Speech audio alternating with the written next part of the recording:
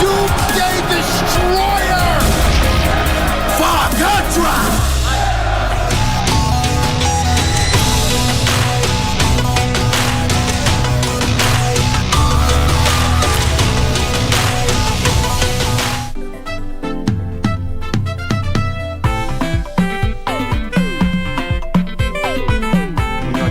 Hamjambo. Atuyambo.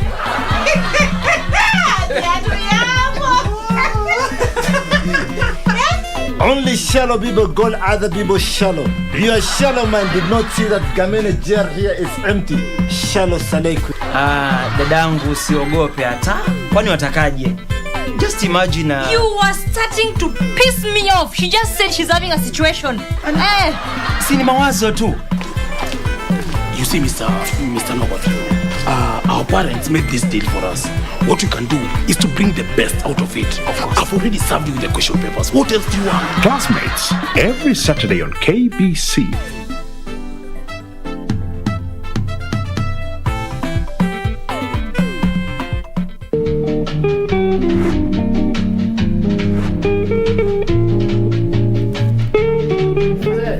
Unalazimisha mtoto kuolewa, unakula mahali mara tena nakula si ungekata ile ya kwani ulikuwa unachukua pesa yangu huko unanisonya hivyo dad?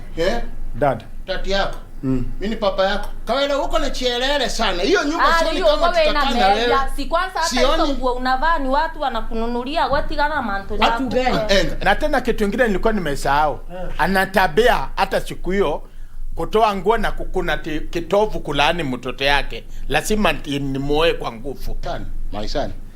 Calm down. Go slowly. Just look at him. Come slowly.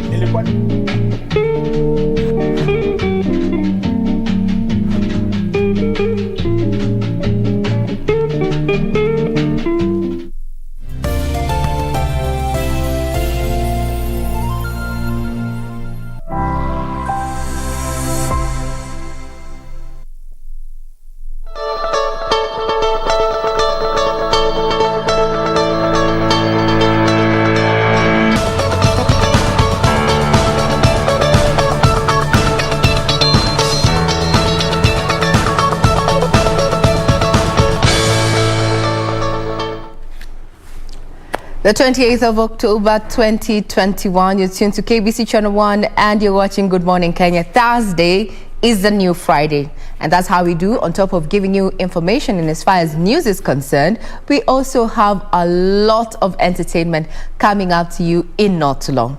It's a four-person or four-man army. I won't say four-man army, but definitely three ladies and one gent in as far as the Good Morning crew is concerned. And there they are. Maybe we can have a sneak peek. Yes. How about I say this before I introduce my friends, or rather get to introduce my colleagues and my friends. Bring your own sunshine to the party. How about that? Bring your own sunshine to the party. And you have represented.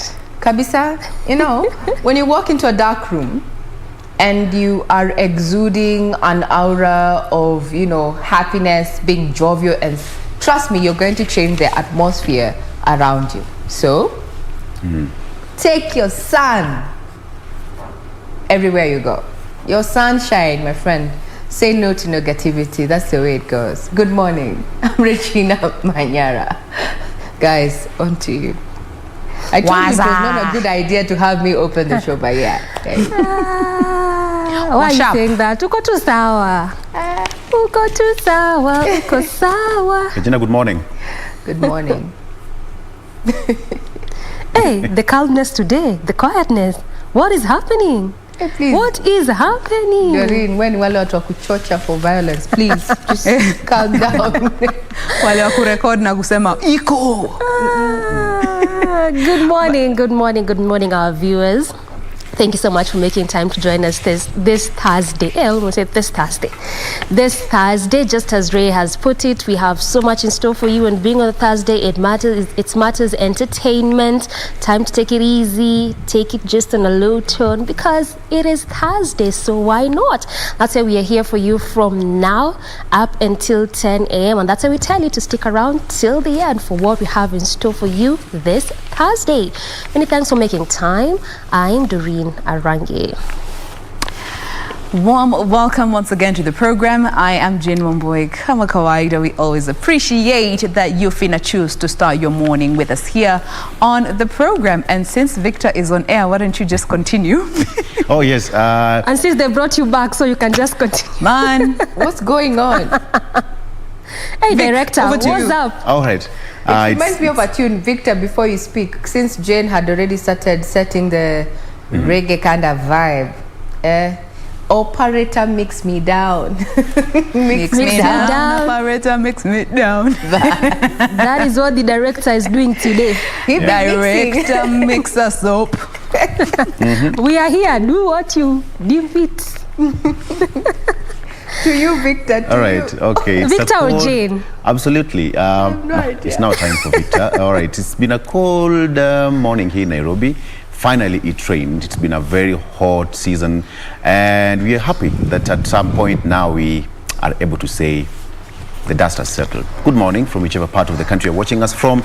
This is KBC Channel 1, and the show is Good Morning Kenya. My name is Victor Lowe. Welcome to the program. Regina, Good Lord. mix me down. Yes. Oh, I mix you down. Pull up. No. I know we are all excited. I mean, you know, curfew has been lifted. You can enjoy, you know, whatever you like to have after hour in your favorite local and not worry that, oh my goodness, you know, that I need to be indoors before curfew. But what you need to know is that wherever you're having, or whether you're having a party, you need to know, is this establishment operating as a nightclub or just as a bar? Remember, there are bars that close doors and the operating licenses have them only operating up until 11 p.m. So be careful. But Regina, have you noticed that already most people actually used to the curfew hours? When it comes around 8, you see everybody now trying to close shops. Guys are trying to rush home. Already it's in our heads. Actually, yes, I observed that, Yeah. and I happen to be one of the So people are who- still suspicious that, hey, the boss I'm not even stopped. about, it's because, I mean, this has been over a year. Over Yeah. a year. 2 months. days. Yes. It's actually like So- almost 2 years. We've been enculturated to think, you know what, I need to be home by 10. And for me, from where I sit, I'm actually thinking, I liked the curfew hours because you could engage, you could have all, you know, work, have drink, socialize and such, and get home in good time. To get You enough know? rest. Yes, Yeah. and get the required rest. Turn up till 3, 5. I think it will take some time for a majority to acclimatize to how days Exactly, were pre-COVID. Yeah, but kuna wale washarudi back to the previous system. Na wale tu walikuwa wanangoja. Kila mtu ako na style yake, but I tend to think if you were not like a party animal per se, or used to having, you know, all these parties till late, well, the curfew hours actually were very good and conducive for such. You know, you meet up 2-3 hours, you're Yes. back Go home. home, you get your rest. In the morning, you're not wondering, oh my goodness, which side of town am I at? You know, Yeah. you're not doing a walk of shame. Now we're going to be seeing a couple of walk of shames, you know, to among our friends and even our peers. You know, There's a friend of mine who was telling me that the insurance claims actually reduced by a very huge margin because there's no drunk driving. People would get home at the right time. Inafika 5 p.m. unaona jamaa anasema, hey boss, mi naenda home. Because if you're caught na makarao, you can imagine you'd part, you know, 5K, 10,000. So insurance claims actually reduced. on top of insurance claims, also the ladies, can we call women who have partners, spouses, right? Was saying that now with the curfew lift, they'll be seeing less of their men. Less or more? Because now they have been coming home early, interacting with the kids, interacting with them. You know, that family time actually really worked well during COVID. But I don't think the curfew. But now, that, you know, it's free for all, you guys can go, you know, they're worried that they'll not that they'll not get time. But Regina, I think on that note, I think it's a personal decision, because if your man wants to come home at 8 the way he used to during curfew hours, he'll still come back home. If he wants to come back at midnight, Actually, he'll come back at midnight. It's about the two of you now starting to agree, what are we going to do? And I put it this way, if the curfew hours didn't work out for you, ain't nothing gonna work for you. Nothing's going to work out for you. So stop complaining that, we are not going to see our man, this and that. I think the government just gave people a lot of free time to come and bond with the children, to learn new things. You look straight to the eye of your partner, your neighbors, and see who is your neighbor. Curfew time was the ultimate test. So if Exactly. it never worked, it might work just after. never work out. Yes, kama ikufanya hiyo time. I hope they've heard you, Victor, because you've said it rightfully. If your man was not coming home, curfew time, curfew hour, you don't expect him to be home either way. So you are in the wrong situation. Let it not be a blanket blame that, men are going to be coming. But we all know, but we know, even when the EPL comes back, the conversation is like, mpira imerudi. Unajua? It's as if they are waiting for that moment to just have an excuse to run out of the house. I don't know. Yet, a majority of us prefer our men around. Why not? But Victor just why said the truth. Doom? Vic just said the truth. If I'm being the devil's advocate. I'm just saying what the gossip group had to say about this curfew thing. Hey, I already gave a disclaimer. You're the odaku connoisseur. Yes, you see, so... but Vic just said the truth. If he was not, even at that time, best believe. I have no problem with a man actually going out, socializing. My problem is don't come at 5 a.m. Moderation is something that... don't come home at 5 a.m. I think it's all about moderation. Having a balance that is very individual. Having a balance that is considerate to whomever you consider close to you.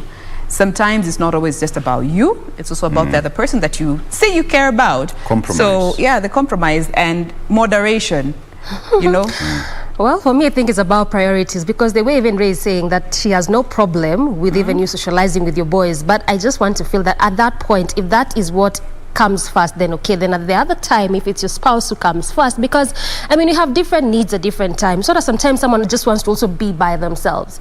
So for me, I think it's about priorities. What are you prioritizing at what time?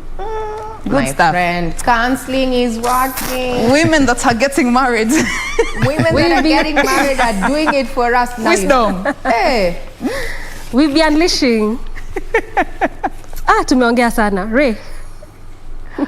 All right. Maybe. Now, talking about priority, how about we prioritize you, who is trying to get to your workstation, especially within the CBD, given that statistics indicate that 85% of the workstations are domiciled within the central business district.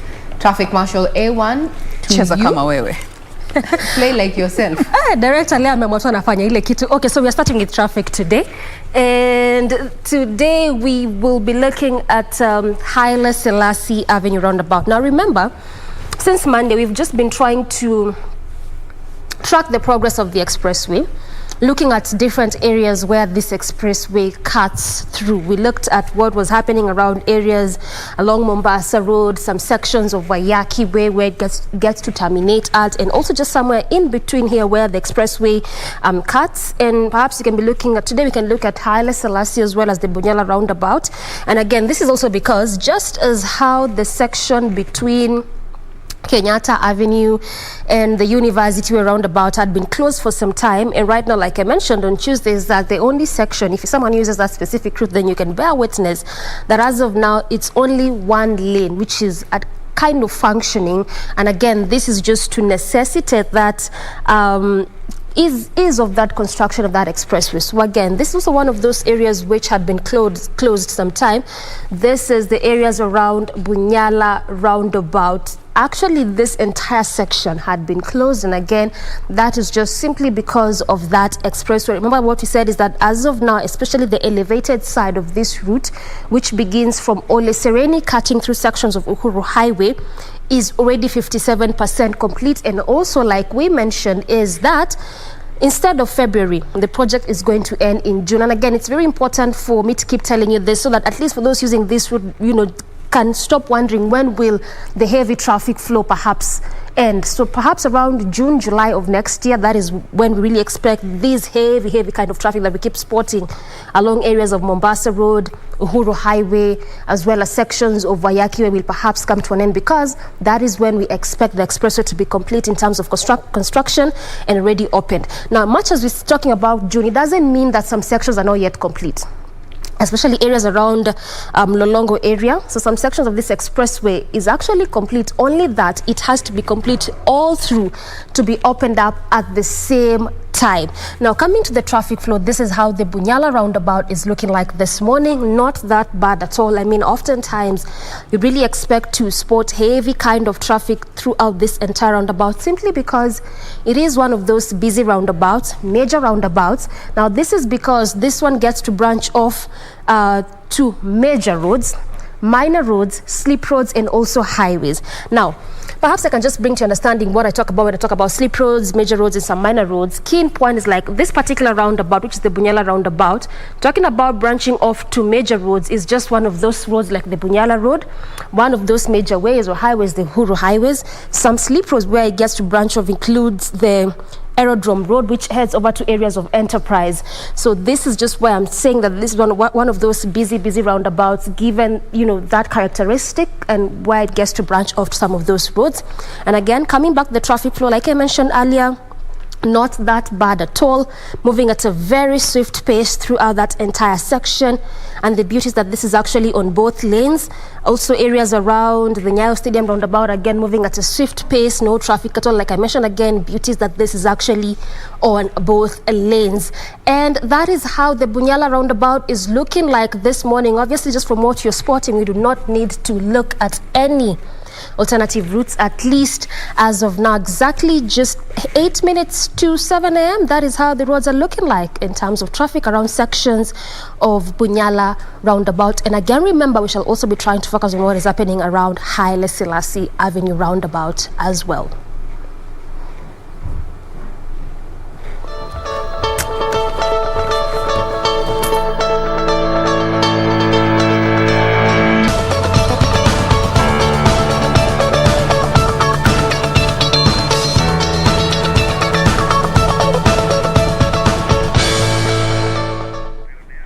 Good morning once again. If you're tuning in, this is Good Morning Kenya and you're watching KBC Channel 1. I'm Regina Manyara. Now let us bring you up to speed with those stories that have been making headlines in the last 24 hours, where the government has directed county directors of education to identify contractors who will construct classrooms to facilitate a smooth transition of learners from junior secondary school. The Ministry of Education has set a deadline of April 2021 for the completion of the first phase of the project, which will see 11,600 classrooms built across the country ahead of the first intake in 2023. Wednesday mid-morning at the Kenya School of Government, a multi-sectoral team led by the Ministry of Education and the Ministry of Interior is meeting to lay the foundation for the next phase of the competence-based curriculum implementation. We'll treat this as an operation so that we give you some support as you do this supervision and you move around the areas. Time is of the essence. We must keep the deadlines that we have been given by the President, and we must ensure that the work is actually done and delivered. Education CS Professor George Magoha says sleeves have been rolled up to ensure smooth transition of learners to junior secondary school. We have identified the gaps as we have been told, and we shall go where the gaps are. So put cotton wool in your ears. If a politician tells you no, go and do this one, because we already know where the gap is. We are doing this for our children. The classroom construction project will involve ordinary Kenyans who have the needed skill set. Where there is no land and somebody has to do a 2 or 3 or 4-story building, then I expect you to identify a contractor that has the capacity and the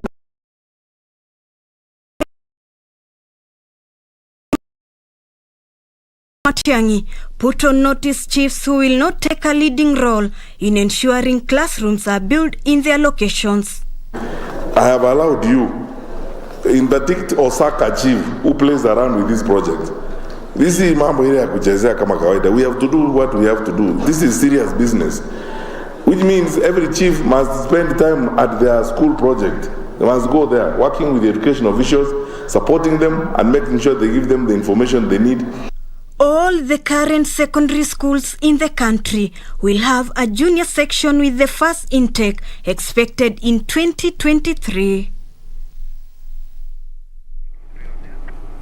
Question is, do these particular schools have the requisite capacity to undertake such transformation? We'll be keeping tabs on that as we watch the education sector transit from 844 to now the CBC system and the teething issues therein. So the deadline for 11,600 schools to be constructed is April 2022. Now, Information, Communication and Technology Cabinet Secretary Joe Mucheru says the government will use all avenues, including going to the Supreme Court to ensure the Huduma Number project is a success. Mucheru said the Attorney General Paul Kehara has moved to the Court of Appeal seeking to overturn a High Court ruling that declared the rollout of Huduma Number illegal. Huduma Number is something that other countries have done and have done for many years. It's not new to the world. It's not something that people don't understand. So we will go all the way to the Supreme Court if necessary to ensure that Kenyans are going to have a card and a number that will make life easier. The ICT Cabinet Secretary said the data captured by the Huduma Number is not new data as government already has the same in its systems. We're not going for new data. It's the same data that we've always had as government. But because it's new times, then everybody wants to feel comfortable, and we are happy to continue with this process of ensuring that every Kenyan feels comfortable, and even if it means we'll go to the Supreme Court, we will do that. The CES added that the National Registration Bureau has an act that already controls how the Huduma Number is managed and protected.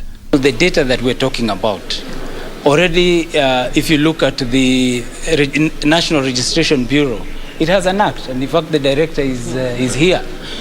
He's operating on an act and which already controls how that data is managed, protected. The High Court on 14th of October declared the rollout of Huduma Number cards by the government as illegal and directed that a data protection impact assessment be done before the rollout. Justice Jairus Nga noted that the rights to privacy are guaranteed in the Constitution, noting that Section 31 of the Data Protection Act requires data processing to be preceded by a data protection impact assessment for any risk for mitigation.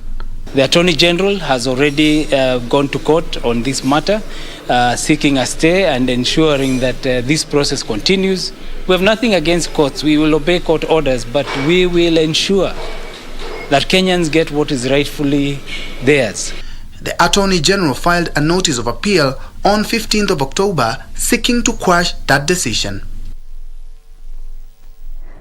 We'll be keeping tabs on that. Now, President Uhuru Kenyatta says Kenya is looking at becoming a continental leader in sustainable development. The president says this can be achieved by scaling up the use of low-carbon transportation systems and practicing smart agriculture. The head of state, who spoke on Wednesday during the opening of the IGAD Climate Prediction and Application Center in Kajiado County, said the country has made tremendous progress in green energy utilization and is on course to supporting other Horn of Africa nations to develop their renewable energy capacities. President Kenyatta further says the country is now keen on partnering with stakeholders such as IGAD in the promotion of green industries. IGAD Climate Prediction Application Center has been a response to the recurring droughts and other natural disasters in our region. Ladies and gentlemen, let me say that I am pleased to note that the center has over the years enabled the Horn of Africa to grow a cadre of climate scientists and create strong networks with other regional and international organizations to provide evidence-based approaches towards the empowerment of vulnerable populations in our region. Kenya is proud to have nurtured this center to become a center that is second to none in our continent. And I give my commitment today that Kenya will work hand in hand with regional and global partners to strengthen the capacity of IGAD's Climate Prediction and Application Center. To the political scene, Deputy President William Ruto has challenged leaders to address the issue of unemployment facing youth in the country. Now, the Deputy President, who spoke during a consultative meeting with religious leaders from Murang'a County at his current residence, said it is time politicians put the interests of the majority first. Speaking during a consultative meeting with religious leaders from Murang'a County at his current residence, Deputy President Dr. William Ruto challenged leaders to address the unemployment crisis among young people. Employment is a crisis in Kenya. There is no way we as leaders can pretend that tuende tubadilishe katiba, tujiongezee mamlaka, tuongeze positions ya sisi kugawana, wakati hawa watoto wetu wanapotea. And many people are stepping forward because for the first time wameanza kuona maybe there is some people who are thinking about us. The DP touting the bottom-up economic model as the only approach that guarantees jobs for millions of young people and additional taxpayers. We must fix matters to do with unemployment because inafanya watoto wetu wajiingize katika biashara ambayo si mzuri. Wengine wanaingia uhalifu, wengine wanaingia kwa madawa, wengine wanaingia kwa ulevi, wengine wanaingia kwa mambo ambayo hata wengine wanaingia kwa depression. We must sort it out. Leaders who attended the meeting questioned the motive of people they claim were public servants engaging in politics. Muache hiyo maneno yenu ya kukuonyeshana kama muko partisan. Kenya imetoka bali sana. We are prepared in the next general elections as UDA. We want them to be above board. That the elections are free, fair and transparent and peaceful. And outline clearly the mandate of the IBC as an independent institution and why the IBC cannot work with ministers who have clearly taken sides. We take a quick breather. We'll be right back.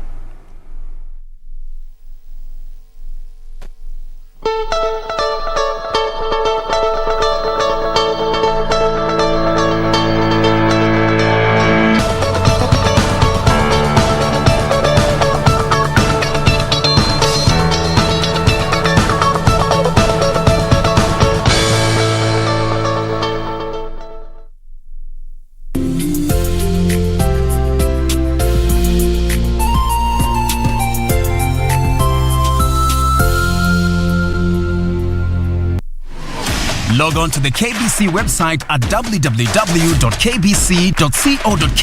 to get the latest breaking news, entertainment, sports, politics, lifestyle or business trends from Kenya and around the world. Never miss new episodes from your favorite TV shows, reruns and movies. Just stream online or watch live on your YouTube channel at KBC Channel 1 TV shows. For the day's biggest stories, trustworthy news and family entertainment, log on to KBC Channel 1. Watch what you want anytime, anywhere. Trust I had in you. Yes, you can forgive. You can accuse me of whatever you want.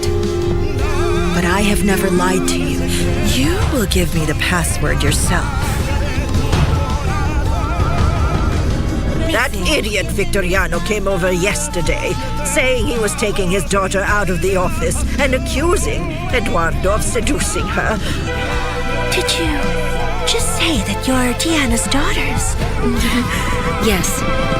And we'd like to know about her condition.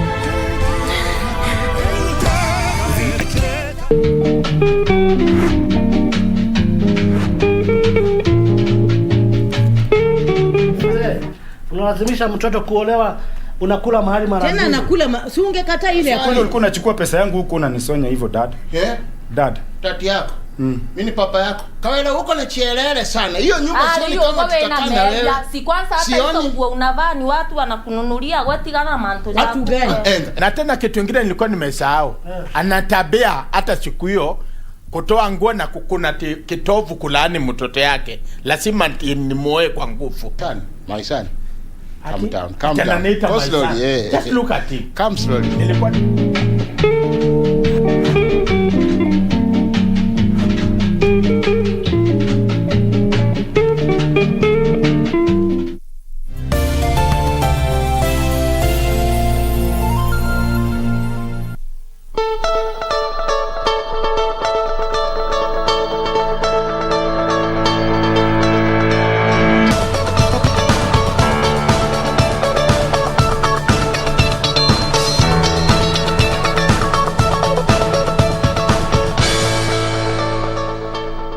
Good morning. Thank you for still keeping us company right here on Good Morning Kenya. We're just sampling those stories that are making headlines in the last 24 hours. Now to the business circles is that the government has set up a team to promote the use of miraa locally and in foreign markets. Interior Cabinet Secretary Dr. Fred Matiang'i said the team will also work on resolving issues plaguing the crop. The Intergovernmental Standing Committee will now take over the implementation of a report by the Task Force on the Development of the Miraa industry. The fortunes of miraa traders have fallen in the last 10 years when the United Kingdom and the Netherlands banned the export of the commodity. The two countries, together with Somalia, accounted for more than 80% of Kenya's miraa market. The situation has further been complicated by the classification of miraa as a hard drug by the National Authority for the Campaign Against Drug Abuse. The government is now looking to recategorize the drug based on scientific evidence. I will speak to them to revise their position and stop harassing miraa traders and farmers across the country. And if there is any particular issue to be sorted out on miraa, it's now going to be dealt with through that intergovernmental framework. Interior CS Dr. Fred Matiang'i, who spoke during the launch of the National Scientific Miraa Conference, said the recategorization will be completed in the next 3 years as the focus shifts towards supporting miraa farmers. Stakeholders have called for institutional alignment and regulatory harmony to promote cat business, which is a major driver of the Upper Eastern Region economy. Trade Cabinet Secretary Betty Maina has said Kenya is in talks with the DRC, Djibouti, Mozambique, Yemen and Israel, among other countries, to widen the miraa market. We are having discussions with Somaliland. We are having discussions with DRC Congo. We will open discussions with other destinations where miraa would go. This work has been going on and we will remain engaged throughout until we open up new markets for miraa and expand the sale of miraa across our region. Agriculture CS Peter Munya urged the farmers and traders to diversify miraa products through value addition and innovation. Whenever we say the green gold here, even Victor goes like, well. Now, Victor, now you understand why we say green gold is green gold, right? Miraa. Huh? Yes. And the last report I checked that had been given or rather made public by the task force is that there's also, advancement that had been made to come up with miraa juice. Served chilled. On the rocks. Victor, I'm addressing you. Nataka kukuona kwa screen. I want to see those reactions. Let me ask you, do you have miraa juice? Chilled. Do you have juice? Eco. Okay. And I think this is a good move, if you ask me, from the business side. It's been a hard nut to crack for the miraa farmers. I'm being careful here, Regina. What were Upper Eastern? Just use that one. Oh, yes. Because now, if it's going to be, it's not a drug, as the CS has said. So, vijana wachane, and it's come at the right time that curfew imeisha. It's not a cash crop. It's a cash crop. And I think we need to bring a sample since it's not prohibited again. Ooh, maybe we can serve miraa juice served chilled after the show. Sendo? On a Thursday, because it's all about entertainment, right? Sawa. We will be serving that glass in not too long. So do keep KBC Channel 1 and Good Morning Kenya to be precise, just so that we can give you the review. Yeah. Now, still keeping up with matters business there. We have so much in store for you as we proceed in as far as stories are concerned. Remember, you can get further details on our website, that is www.kbc.co.ke. Remember, we also welcome your feedback in regard to the stories that we have highlighted for you, and some of the stories that we also have, being that today, Thursday, is a business day. We're also going to be taking into account the losses that tea farmers have incurred at the auction, and the number has already been made public. That is 6 billion shillings. Remember, the Ministry of Agriculture has really been putting in, a lot of work to ensure that, at the end of the day, it's the farmer who, takes the earnings home and not middlemen within the value chain. So tea farmers lose 6 billion at an auction. That is one of the stories that we have for you as we continue with the headlines. Well, that brings a cap to the stories that we have prepared for you in as far as news is concerned, but we are not done. We're going to be sampling the various dailies that we have with us in studio.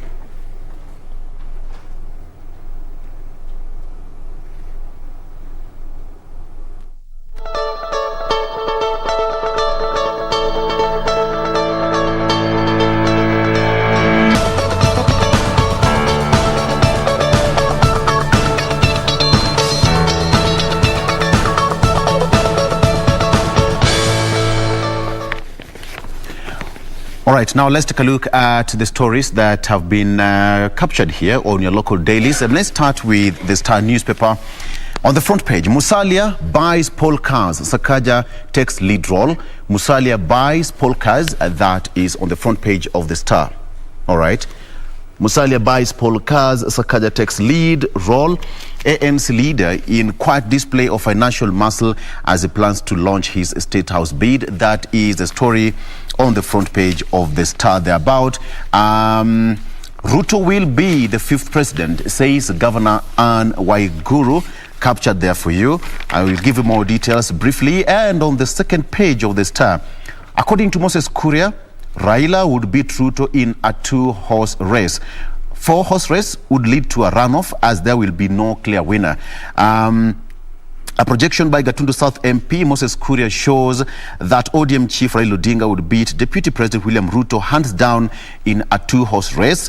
Kuria, once an insider in Ruto's camp, said that without ANC leader Musalia Mudavadi and his Wiper counterpart Kalonzo Musyoka on the ballot, Raila would win the presidential race by 52.28%. This translates to about 8.12 million votes. Ruto will come second with 47.72%, translating to about 7.42 million votes. Now, according to the projections, Ruto would beat Raila in Mount Kenya, Northeastern, Turkana and Kalenjin Rift Valley. Raila, on the other hand, would lead in Nairobi, Masailand, Kisii, Ukambani, Nyanza and Western. That is just about it, but according to his projection, it continues therein. You can take a look at that story. That was just but a brief. Conduct of police officers during 2013-2017 polls back to haunt them. The Independent Policing Oversight Authority, that is IPOA, yesterday recommended that 4 police officers be charged with murder and manslaughter in relation to deaths that occurred during the 2013-2017 polls period. Several names have been recommended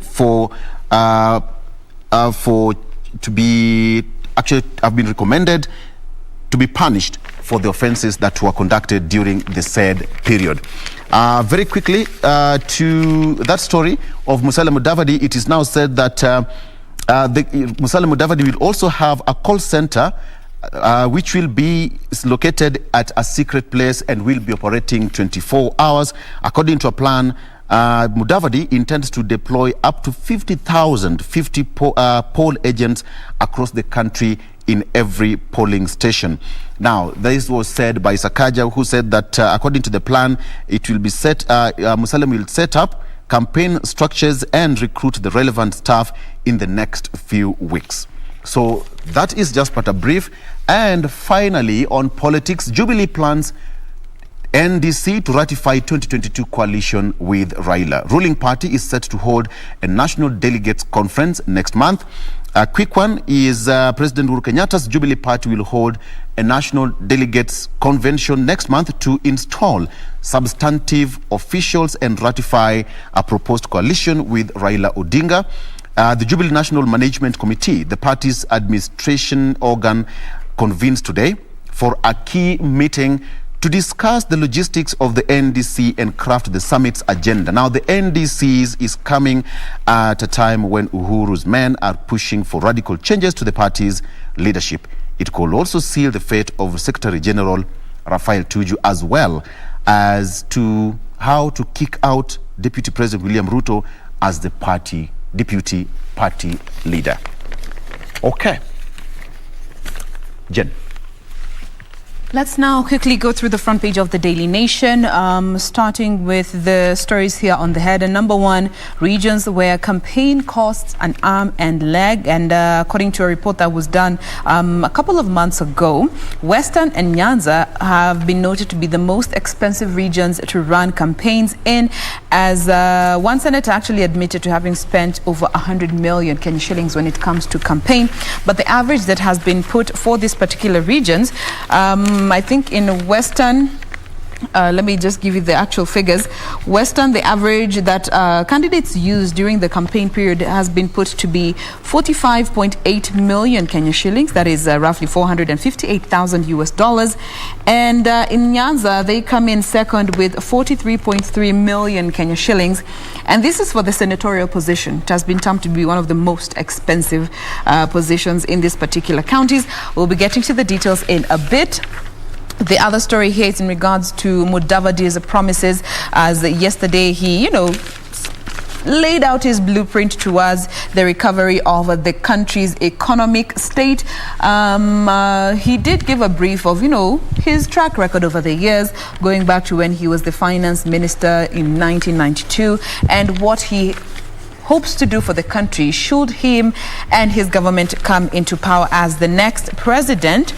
Coming to a story here concerning the health sector, with hospitals up in arms over NHIF's new dialysis rates. And this is such, personally speaking, this is bad news, because I have a family member who is on dialysis twice a week. But the other day they did say they're going to be reviewing the number of sessions that individuals have to undergo from 2 to 3, which is a good move to be at par with the international standards. But now that actually comes at a cost of 3,000 Kenya shillings, because they are now cutting down the amounts that they have been paying through NHIF, the reimbursement, from 9,000 to 6,000. And this is going to be a huge blow to so many people who have to undergo dialysis.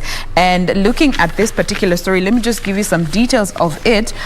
We currently have 142 dialysis centers that are in the private sector and 54 that are in the public sector. And looking at this center, you can clearly see the public sector has more. And as a result of this decision by NHIF to reduce the reimbursements from 9,500 to 6,500, there are some private hospitals that are saying that this cut will result in them closing down their dialysis services that they're offering, because you're dealing with blood.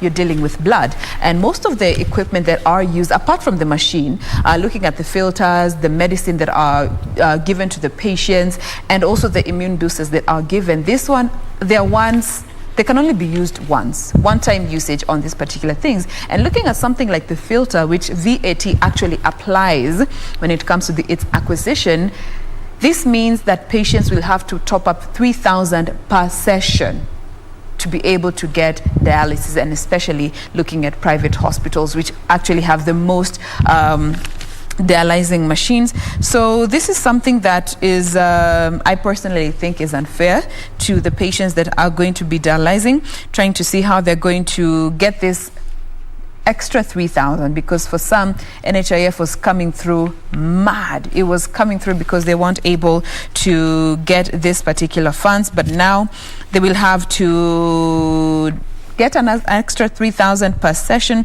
to be able to just get this particular services offered to them.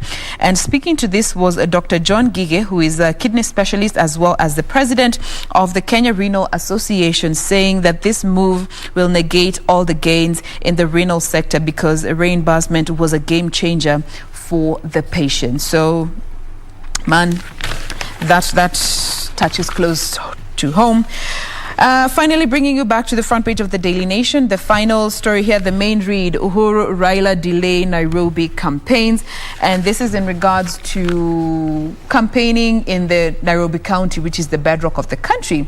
Looking at the gubernatorial seats, the senatorial seats, we are yet to see MPs that are affiliated to Jubilee or ODM come out to declare the intentions, because as they say, the working relations between Jubilee and ODM is sort of putting them in a catch-22 situation, because they don't know, if I declare I want to run for this seat, will I be told by my leader that that seat has been reserved for my colleagues, kuna mtu tunapea kwa hiyo pande ingine, or the other way around. But we'll be giving you more details as has been captured on this particular daily. Doreen.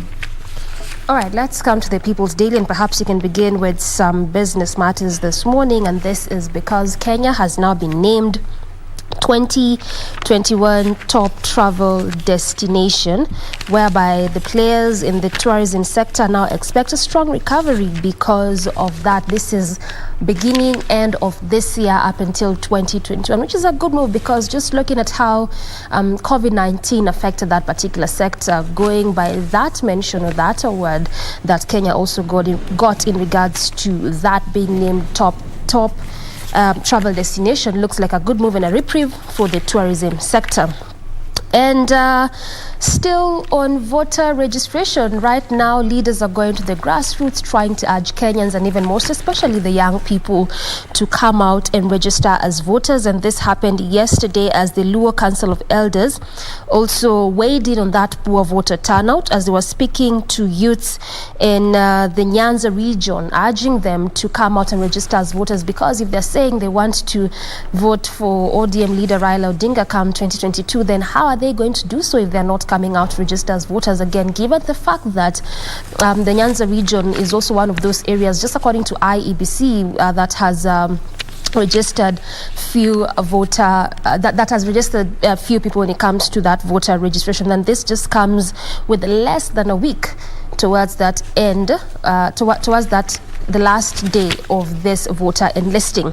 And away from that, now there's a new study that shows a decline in malaria deaths and infections across the country, and in most areas whereby there were numerous death cases as a result of malaria, most especially areas around the Lake region. With this new studies, now it shows that this has reduced, and they're now attributing this to interventions to eliminate this disease, including diagnosis and management cases, which are some of the reasons as to why it has led to at least a decline and which has at least led to a decline in the number of death cases as a result of malaria for both the children as well as adults. We also have that issue concerning the CBC, or better still, coming to matters education, where the Education Cabinet Secretary, that is George Magoha, says that now they'll build over 11,000 classes by April, and this is to accommodate this new form system of education, the CBC, as grade 5 will be transitioning to the next level. And they're now calling out to locals to ensure that they get contractors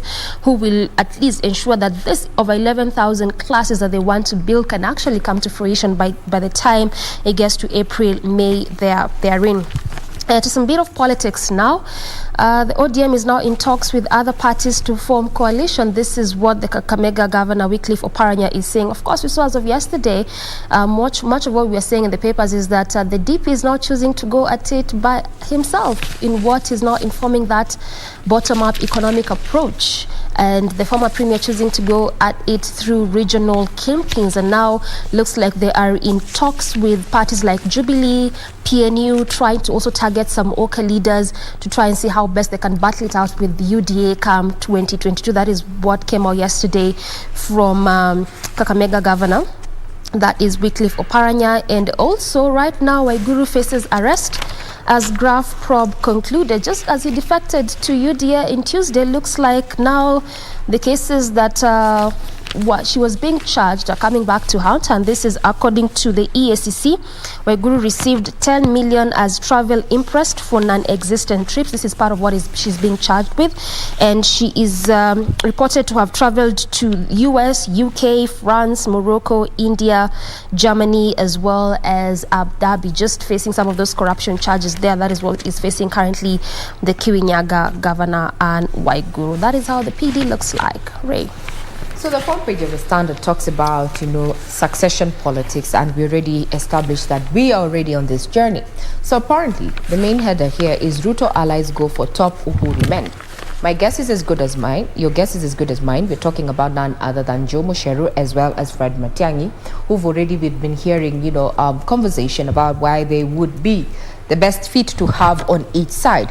So DP supporters say Fred Matiang'i and Joe Mucheru are openly supporting ODM leader Raila Odinga, yet they hold sensitive dockets that might influence the general election. Right? One is interior and the other is ICT, information, communication and technology. That's the front page of the Standard. That's a big read on the Standard this morning. We also have a story here that governors are now suing senators amid extortion claims. We'll be giving you details. And just talking about details, after the burial of Agnes Tirop, during that particular ceremony, athletes came out guns blazing and saying that something needs to change, especially when it comes to gender-based violence that is meted out on young budding female athletes. And one who took to the stage, this is none other than Viola Chepto, who is an athlete who is, pushing for better treatment of and care of women in sports. And this is what she has to say. Well, I'm here for one issue, gender-based violence, and I'm standing here because something has to be done. It has to be done now and not tomorrow. Now and not tomorrow. According to Chepto, it is unsettling that for many years, budding athletes as young as 15 have been taken advantage of by men who are pretending to be their coaches but end up being sex predators. She claimed that some coaches had been taking advantage of junior athletes by taking so much from their earnings. They even pretend to be their coaches and lovers, but in the real sense, they are predators and parasites who are only there for financial gain. She went further to appeal to the Athletics Kenya to investigate the issue and act. Taking you back to last week and the week before, when the country woke up to the news that Agnes Tirop was no longer in the land of the living, and that she was stabbed, and the main suspect is none other than her estranged, or rather her husband, so to speak, 41-year-old. At that, she was just 25 years old. So whenever I hear about Agnes Tirop, as well as now hearing from Viola Chepto, who took to the podium to address mourners during the burial, it just begs the question: do we have laws that govern? Are there policies? What goes around when it comes to the sporting arena? Young athletes, because when we were having the Tokyo Olympics 2020, young athletes, female, actually made international headlines by some even coming out and saying that they were not in the right mental space to participate in the Tokyo 2020 Olympic Games. Why? Because they had suffered abuse over the years at the hands of their coaches. If you watch gymnastics, you might know who I'm talking about. And it has been the talk of town, so to speak, in the sporting arena. But now, because this issue is home with us, I don't know, I want to pick your brains, Jane, Doreen, as well as Victor, in regard to this issue of, young athletes, young promising athletes who end up, receiving the short end of the stick because their coaches are there to fleece them. They pose as lovers, coaches, but they're becoming sex predators. Because with that story about Agnes Tirop, we understand that some of her property had already been sold off by the main suspect. Who starts? Jane, what's your take? Personally, I think this is a really sad situation because I have always been sporty throughout my education from primary, secondary, up through campus. And I was lucky to have genuine coaches who were really interested in the potential that I had in the sporting areas that I was in, basketball and volleyball, through to campus. And one of my coaches back in campus, she was called Wilkester. She was extremely protective of us. And we, you know, right now it makes sense. It makes more sense. But looking back at that time, we were like, hey, coach, tulie kidogo, let us have fun with the other coaches, the other guys. We were just, you know, naive and blissfully enjoying the time that we were there when we go for games. And I remember there's a time we used to be very competitive between the campus that I was in and two others, not going to be mentioning names. And she was extremely protective of us, and we never truly understood why she was like that. But right now, it makes a lot of sense. And it's really sad that we are seeing coaches or people purporting to be coaches taking advantage of such young talent, abusing them, misusing them, and in sad situations like what we saw with Agnes, resulting in death, and also involving some of the people that are closest to them. And I think this is where even the ministry we need like rigid guidelines that even determine who is a coach, what credentials should you have, what training should you have, what licenses should you hold before you get to call yourself a coach or a manager of a professional athlete. That's what I think. Dream?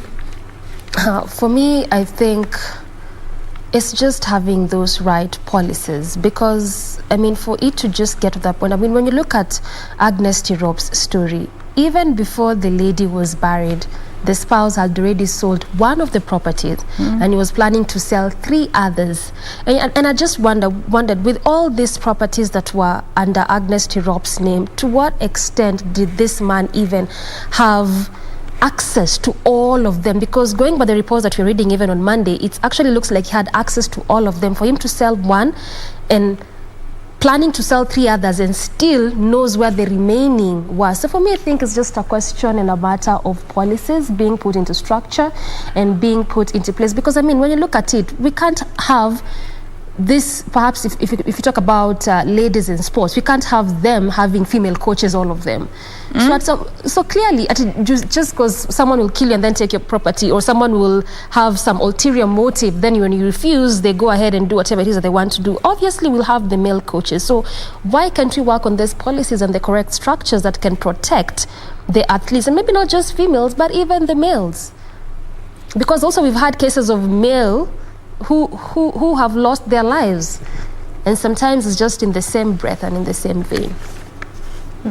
Victor, what do you think? What's your take? I will approach it in 2 ways. One, athletics is a professional field that actually many athletes are earning from it pretty well.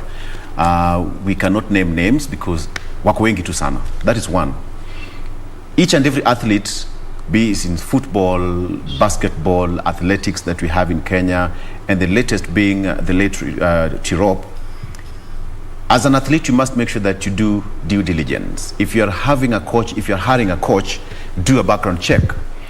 Let's take a look at some of the international fields. For example, in England or FIFA, whichever way.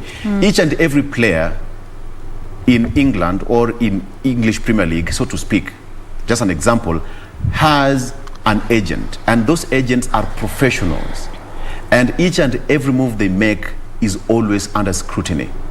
Do due diligence. Some of these people, some of the athletes' agents are actually their own fathers, uncles. Mothers. Some of them are even their brothers who are professionals. Have somebody who is close to you. On the second note, as professional agents or coaches or trainers, let me just ask you a question. What are you there for? Because let me give you as an example as a teacher. No, not me. A teacher, your work is to teach students and make sure that they get the right materials and they pass examination.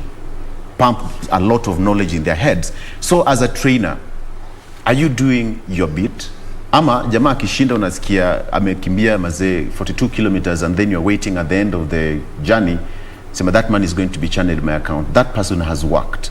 So if there's an agreement between you and your athlete, make sure that you just honor that one. I think Tirop is just an eye-opener to what happened.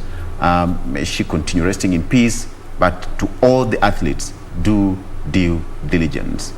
And just to add on to that, you know, a good example would be Eliud Kipchoge. Exactly. And I know he's had many years behind him to get to where he is today. But from what I know, Eliud Kipchoge has he's like an organization. There is someone who's in charge of his diet, in charge of his exercise, in charge of his health, in charge of his marketing, in charge of everything, and no one thing overlaps the other. Even if he comes here for an interview at 1 p.m. and at 2 p.m. is when he's supposed to have his meal, we will cut short that interview because as per what his management deems right and according to what he deserves in order to perform better, he needs to have his meal by this particular time. And you see, that way he has a team that is out for his own good, and consequently we can see the results. So I think other athletes and other professionals in this in the sporting arena need to take it more seriously and stop looking at it as a, you know, shortcut to getting quick money. It's really sad that the talent is actually who gets to suffer the most. I second. Yes, I second that. On that note, IBC will not extend registration exercise. No extension.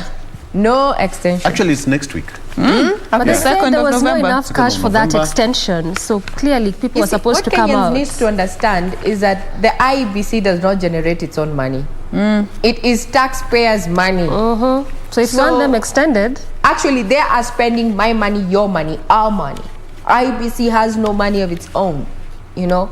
So if we continue acting as if we exist in a vacuum, and as far as our budgetary allocations and what we do with the money, or what the government and the entities that have been, you know, allocated this money, we need to remember, government does not generate its money. It is you and I as a taxpayer that fund the government.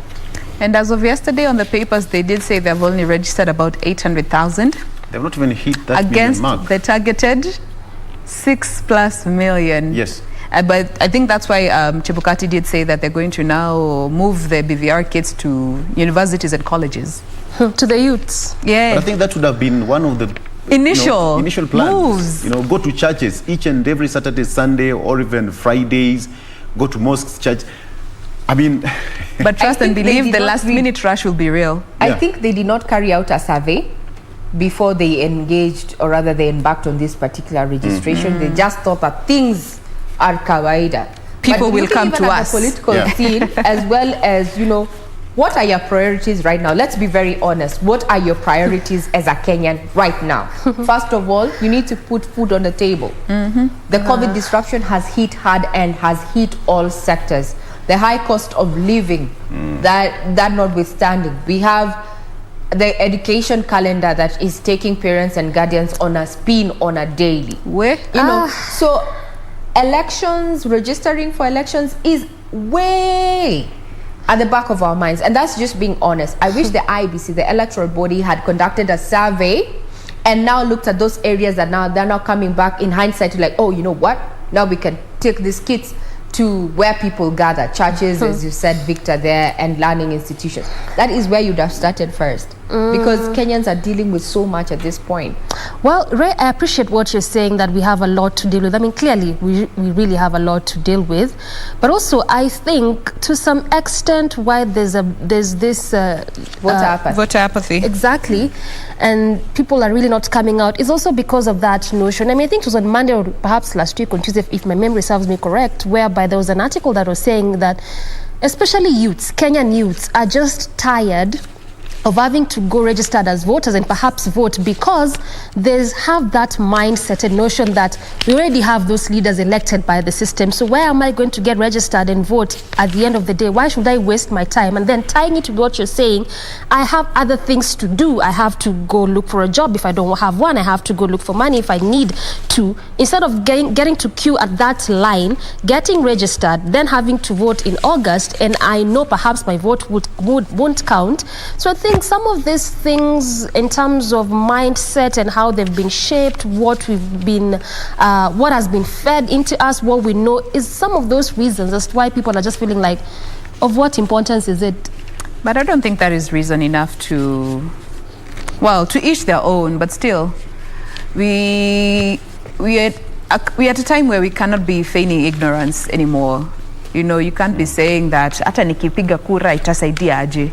Si upige kura alafu jua itasaidia aje. And that's where civic education comes in, Jane, because we're talking about voter apathy, and numbers don't lie. Right now, we're talking about a target of 6 million new voters. They have not even gotten to a mill as of yesterday. And I don't know what magic is going to happen in between now and the next 5 days when this actually terminates. So civic education, Kenyans, what Wanjiko needs to understand is your vote is your voice. So if you do not cast that ballot, it basically means that you allow Regina, Doreen, Victor and Jane to make the decision for you. And what this really means is that if things go south, you do not have, you will be saying, mimi hata sikupiga kura, mimi sikuchagua hata yule, alichaguliwa lakini si mimi. But at the end of the day, the leaders we elect end up governing us. So unless we change the narrative and let our votes speak, you say, by the way, this person did not deliver in their last term. As far as I'm concerned, I expected health, roads, water and sanitation, security, blah, blah, blah. They did not deliver. So if they did not deliver, then I pick someone else and hope that they are going to deliver because they have said, this is my manifesto. This is what I will be bringing at the table. So that card affords you, that voter's card affords you a voice to make a decision. So if you just chill and relax and you let other people make the decision for you, then you do not have that voice to come back and start criticizing when things go south or when things don't work for you. Kenyans need to understand, voters need to understand that this is the time. We are the most important people, or rather commodity of trade at this point as a voter. Regina, you are very right. But I think, let's just face it. IEBC wanted 49.5 billion shillings to conduct an election. But out of that amount, they've been given almost half. But then look at it. We've had this discussion here. And most of the analysts say that, and actually it's in the law, that voter registration should be an ongoing exercise. It should be continuous. But one thing is that IBC did not do proper civic education. That is one. Two, the amount that they have been given, perhaps if you ask me, maybe the chairman is trying to squeeze it that can fit the voter registration exercise as well as next year's polls. Actually, that's one of the reasons that Chebukati said that looking at this mass voter registration, they'd asked for about 4 billion, but they got 1.2 billion, and about 538 million was just salaries for the temporary staff that they were going to be using. So you can see less than a billion was going towards the entire process. The kits, the BVR, transportation, again, the materials. It won't be enough. And then talk of the pandemic. We've been there for the last 19 or so months. And then that scare that was already out in the atmosphere. Ukienda hapo, corona is unseen guest. It will attack you, it will come and it will not go. So I think guys are just scared. Generally, unaambia ukienda hapo utashikwa. Social distance. And then all of a sudden you're telling people, go and register and vote and register as voters. You get what I'm trying to say? People are not given that slow, and we are not conditioned slowly to accept the situation that this is what's going to happen next. BBI took center stage for a very long time, from this to that to court case and back, and then all of a sudden, voter registration, you people go and vote. It's like unaambia mtoto usiende huko nje kwa giza. Lakini enda sahi. Sasa fanya hivi, enda. Well, mtoto will not go. Ukikosa kuenda, kwa nini ukuji? Kwa nini ukuje? Anafika kwa mlango anasema mama si ukuje. But this all goes back to that sensitization and awareness and just going out and telling them, okay, we understand this is what is happening. Yeah. And we understand that we also have this amount of time before we go to the elections. And in order to make sure that your vote counts, this is what needs to happen. And for it to happen, we'll make sure that this and this is in place to prevent this and this from happening. And I think that is a huge part of the process that wasn't done as effectively as it should have been. Well, regardless of the challenges presenting themselves, whether civic education, whether as a Kenyan youth you feel like maybe your vote won't count or will count, nonetheless, COVID, wanasema kura yako ni sauti yako. So if you really feel like you want to make a difference nonetheless, go get registered, go vote. Now, regardless of the challenges, because there will always be challenges. You'll always feel some type of way. You'll always think some type of way. So nonetheless, go get registered. Come August, go out there and vote. Doreen, umeongea vizuri. Nonetheless, go and register. But then there is that joy that comes with voting. When you have that ink, social media is always a buzz. Trending. Kila mtu nakapicha. Kila mtu nakapicha. What have you done to your country? Apart from paying taxes, and have you voted? Tutaweka mark hapa kwa kidole. Kwa hivyo Regina ni wale wa. There's that joy. Don't tell us we will be missing out on the photo op online. Please. Anyway, that's on a lighter note. Usiweke mark, enda upige kura. On a lighter note, tukikaribia kufunga. Yes. There's a piece here concerning our healthcare workers. So we do know that Kenya and the UK penned an agreement on the 29th of July this year to send 20,000 nurses to the UK to just, and this is the first batch. This was a process that will be happening over a number of years to bridge the shortage of 2,000 nurses in the UK, okay?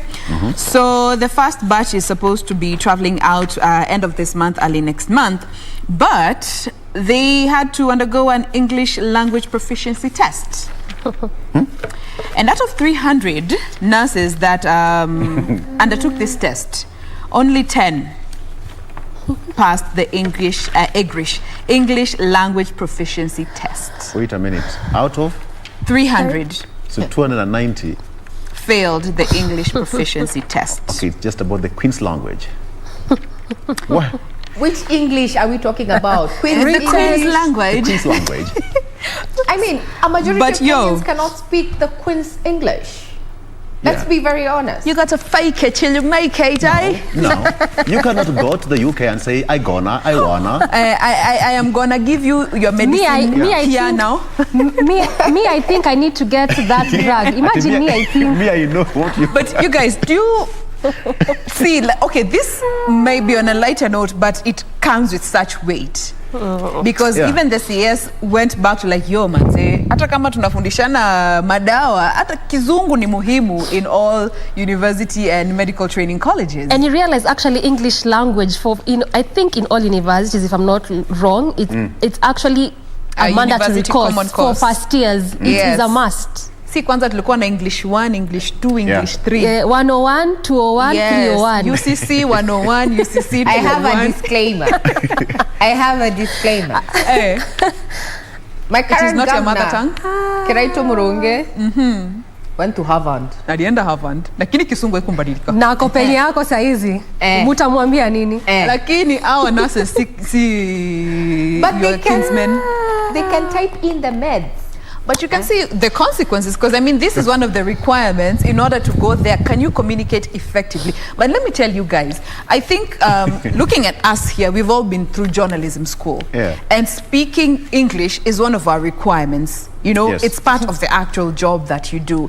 And other fields, it might not be one of the basic requirements, but looking at this particular situation with the nurses, they are going to an English-speaking space. Hakuna kuswitch to Kiswahili ama Kikuyu ama Kijaluo ama Kiluya ama Kimeru ikigonga ukuta.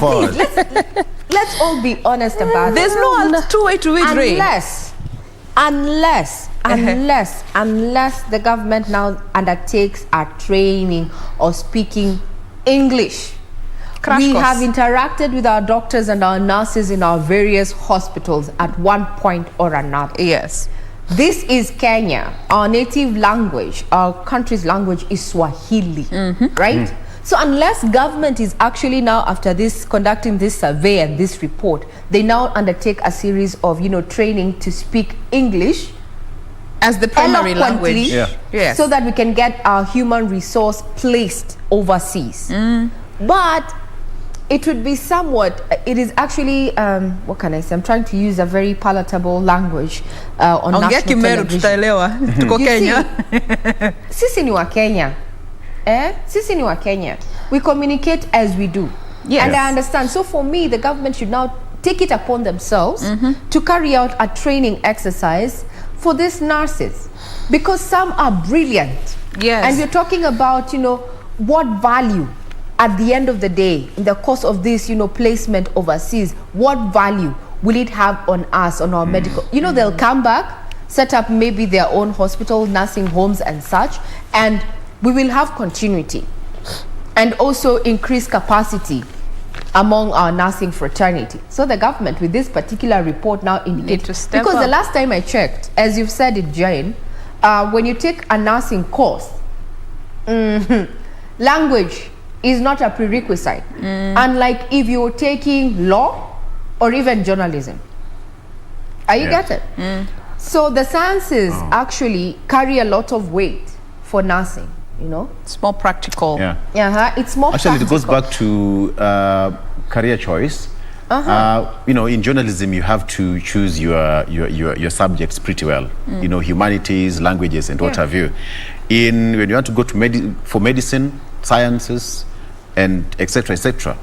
But then let me ask you a question. Have you ever, all of us have gone to a hospital. What is the primary language there? Wewe songeni huko, nani anakaa? Wewe songa huko. Sisi ni wa Kenya. Wewe songa, wewe mama kendo lale huko. And like when you walk to a media house. Next week kuna interview kwenda UK. Umepita, kila kitu by there, you qualify, but yes, one thing, effective communication. And someone has been working there for the last 21 years. And I think primary language, yes. And I think that's where the difference lies, because of the different courses that people choose. Because the way you're saying, Vic, when you walk to a hospital, which language is mostly used? Where toka hapa, enda hapa, mama ka hapa, baba, But when you walk to a media house, which language is mostly used? But hold up, you see, people. As in, all you're trying to say is because of the different things that people tend to do, or the different courses they get to choose. I agree with that, but Swahili is our national language. No one is disagreeing with you, Ray. No one is disagreeing. Let me finish, Lady Jane. Okay. Swahili is our national language. Yes. Right? So government wants to have a training course for our nurses to help them, secure places overseas. They would have done a training, because let's be very, very honest. Very few people, professionals as me, can speak eloquently. So you do not expect a majority of us to have actually passed that particular exam, so to speak.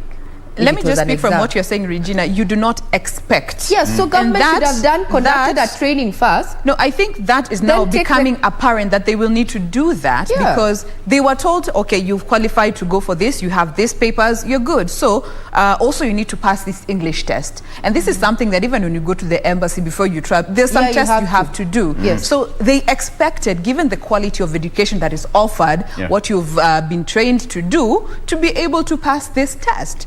It was expected of you to be able to pass this test. But looking at also what Victor is saying, primarily in your area of operation, ushindangi umeongea Kisungu, especially the language that most people understand. As Regina, you say, Masai, it's the national language. Everybody. You meet that Kashosho, 80 years old, Kizungu eloquently. But this situation is now unique because they are being removed from their motherland and taken to a different space, but were expected to be able to adjust to that one requirement. And I think competency in terms of their profession would have been the first point of concern. I mean, you've been working for the last 15 years. What's your track record? I mean, you've been recommended by your bosses. Discipline? Are you playing trancy at work? Complaints, what have you? Competency. But when you talk of because in the UK, UK has a lot, many tribes. You have the Nigerians working there. We have got the Kwanza Nigerians in the Sasa UK. wezi enda hapo na and they Kiluya. are working probably in such field. And Yes. you know, in Nigeria, Pidgin is their first language. We know Pidgin is their first language, and go there and you'll find them working in medical field. So are you able to communicate? But when you talk of proficiency in English, man, even us Europeans, Lakini hata tunapata zile maswali pengine walikuwa wanaulizwa uko like hata wewe ukiuliza like okay, hii nitaenda kuuliza mtu. But maybe because of what happened, I mean, only 10 getting to pass, that maybe now the government or the state has now seen there's a gap. You could have been in that field for 15 years, you know, as a medic, but now there's a gap in that English language, and now it just looks like it's as important as the sciences that you took or you focused on. Government to conduct a training of these particular nurses, then they proceed. It's about proficiency. You will learn on the go. Get the basics and learn on the go. Effective communication. Effective communication. Just learn the basics, then let's go. Hey, but wait, communication ni muhimu. Yes. What is said may not be what is heard. Lakini wamelewa hii na wakafanya. What is said is not what is heard. Like, what did you say? Wataka pirita. What's that? What is that? Excuse me? Baka mgonjwa anapona tu na language. Pirita.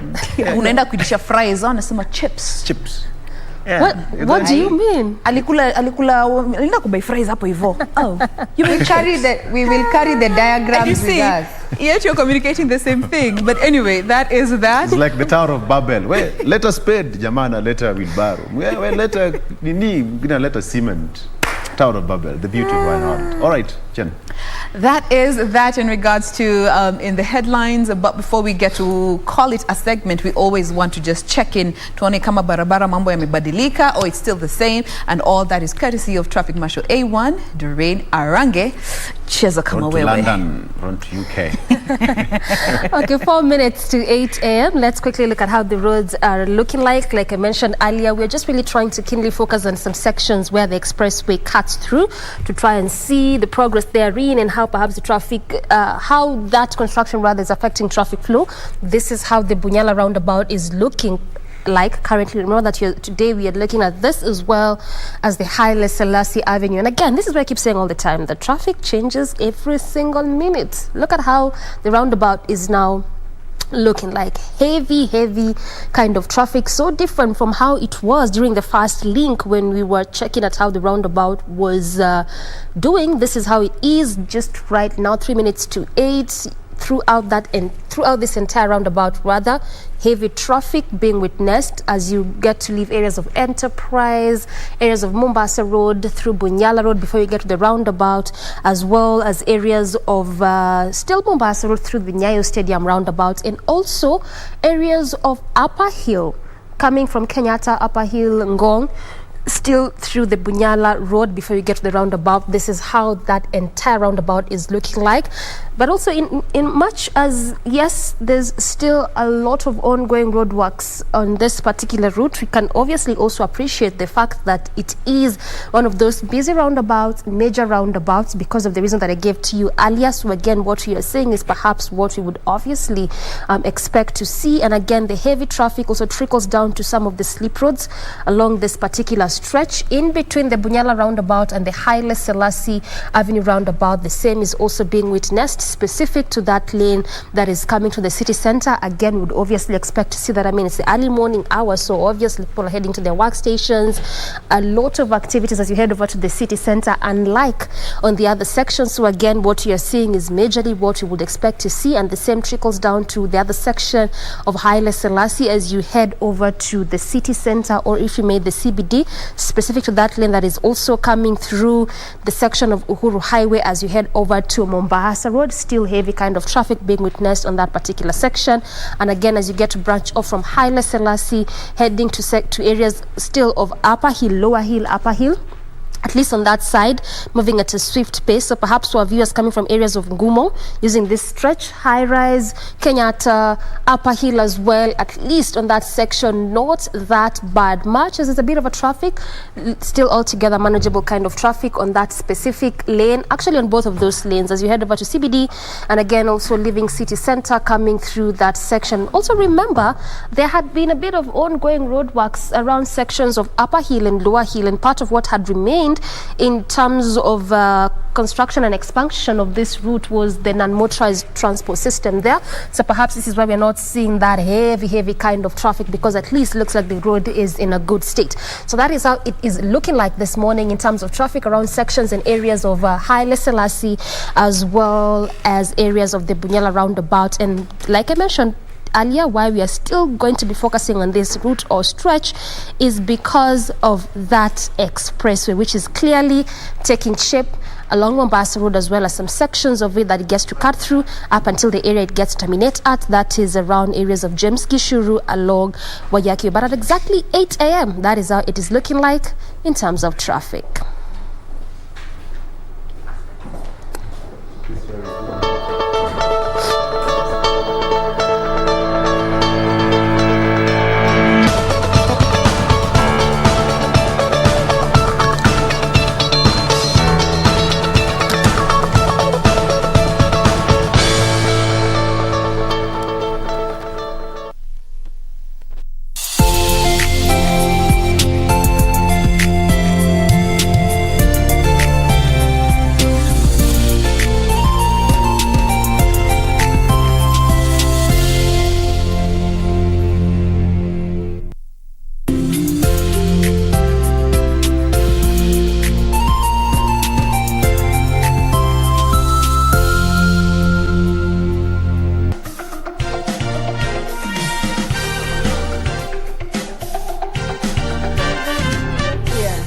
But we knew that we were going to be chosen for our future spouses. Yes. All my request is that you choose someone from the Philippines, Yes. a fellow Filipina. It had to be a Kamba. I'm telling you. How did you find that? Immediately, his mother told my mother. My mother Yes. called me. The You mother just know actually there are told 6 me, others. just know you are among the 7 we've listed to the Lord to pick who we chose for our son. I'm like, oh. But anyway, in the Old Testament. Yeah. So me, I stand up with my tears. You know, we're there in front of people. You know. Well, maybe stand up. people were thinking these are tears of joy. Yeah, I know. And then in the congregation, I hear some girls also crying. Yeah. I'm like, where we are many today? Them, they thought they're going to be missed picked out. Yeah.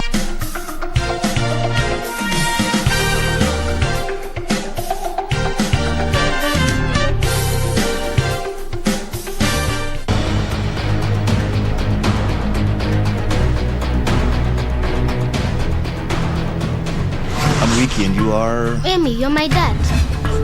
I can't be a father. I don't want to be one. Amy is your child. Why didn't she tell me? That you didn't want us both, me and mommy. Sleeping with different girls every day of the week, partying your life away. That's what you call perfect? What is booty call?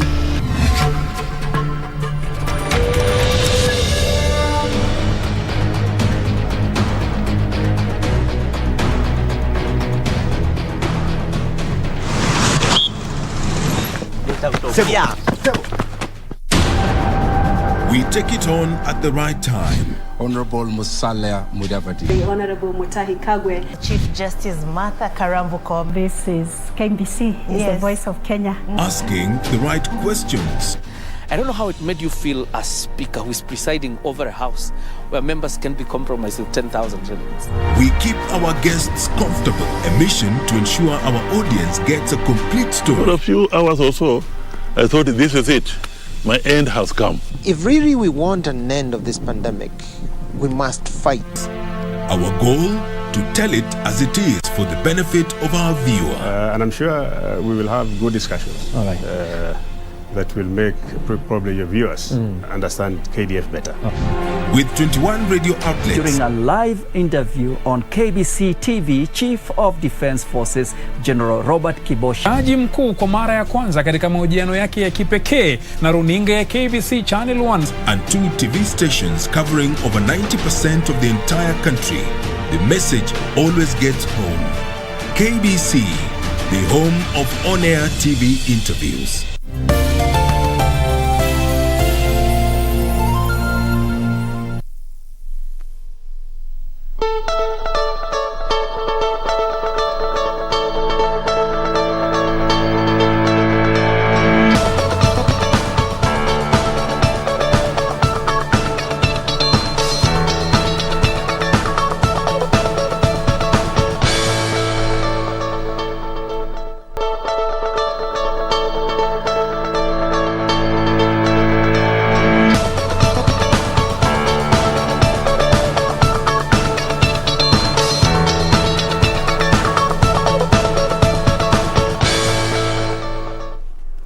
Good morning. Just a bit of entertainment, being Entertainment Thursday right here on KBC Channel 1. Good morning, Kenya. But before we get jiggy with it, so to speak, matters of comedy as well as a bit of music here and there, how about we talk about your savings?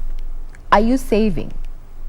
Kenya has already been ranked as among, the country with the worst saving culture. And we want to understand, where will you save if at all you have gotten into the bandwagon of saving? We're going to be talking about SACCOs, and we're going to be highlighting Aarti SACCO that has been in operation over the last 50 years. So they have a wealth of experience, and they're with us here in studio. Introducing my guest this morning, on my far end, that is a gentleman in the hotspot. That is none other than Bernard Mariga, who is the Deputy CEO of Aarti SACCO. Thank you, sir, for your time. Thank you. The lady in red, Immaculate Nyabonyi. Nyabonyi, right? Nyabonyi, yes. Yes, I come from the eastern side, so my tongue is a bit heavy there. But Karibu Sana, the marketing Aarti SACCO, the head of marketing. So we want to understand the savings culture and why Kenyans should opt to save with Aarti SACCO. So thank you, lady and gentlemen, for your time. Let's start off with Immaculate here. Yes. Tell us how Kenyans can interact with you. We have our Twitter handle as KBC Channel 1, but is Aarti SACCO on social media platforms, and what are they? Yes, Aarti SACCO is on our social media platforms. You can check us, the Kenyans can check us on www.aartisacco.com. That's on our website. And we are also at Facebook at Aarti SACCO, and on our Twitter handle, it's at Aarti SACCO. So we are grateful, and we are hoping that we are going to interact more with Kenyans, and any questions, any queries can be channeled through those channels. Thank you so Very much. well said. Since we're talking about Aarti SACCO this morning on Entertainment Thursday on KBC Channel 1, there you had it from Immaculate, the marketing head at Aarti SACCO. They are available on social media platforms, including Facebook and Twitter at Aarti SACCO. So let's get tweeting. Remember that you're still watching KBC Channel 1, and we too are on our social media platforms. You can reach out to me at Ray Manyara at KBC Channel 1 News. Now let's get this conversation underway. Sir, let's start off with you. Just give us a brief history of Aarti SACCO. Aarti SACCO was registered on 5th October 1971. We are now 50 years old. We started at Jogoo House B, then we moved to Survey of Kenya, Ruaraka, where we are currently situated. So 51 years and counting. 50 years and counting. Yes. So Aarti SACCO, when people hear Aarti SACCO, Aarti land, Aarti land. Aarti SACCO, what does it really entail? Is it just matters of land? Just let us understand what Aarti SACCO is all about. Aarti SACCO was started by members from the Ministry of Land and Settlement, currently Ministry of Land and Physical Planning. We opened the board after members moved to other ministries, and also as a result of liberalization, we decided to open the board. So now, every member, every person in this Republic of Kenya can join Aarti SACCO. So it is open for all? It is open for Today, all. if I wanted to join a SACCO, I can You can comfortably come to Adisako. All you need to do is fill an application form, pay the entrance fee of 1,000 shillings, pay deposit of 2,500 shillings, and there you are. You become a member of Adisako. 1,000 registration, deposit 2,500. 500. Open to everyone. Open to everyone. Targeting the youth and women when it comes to savings, from where you sit, Madam Immaculate. Tell us about that journey, because we have seen that a majority of the youth are underbanked. Yes. When we look at that, Adisako has a wide range of products that can help the youth and the women out there.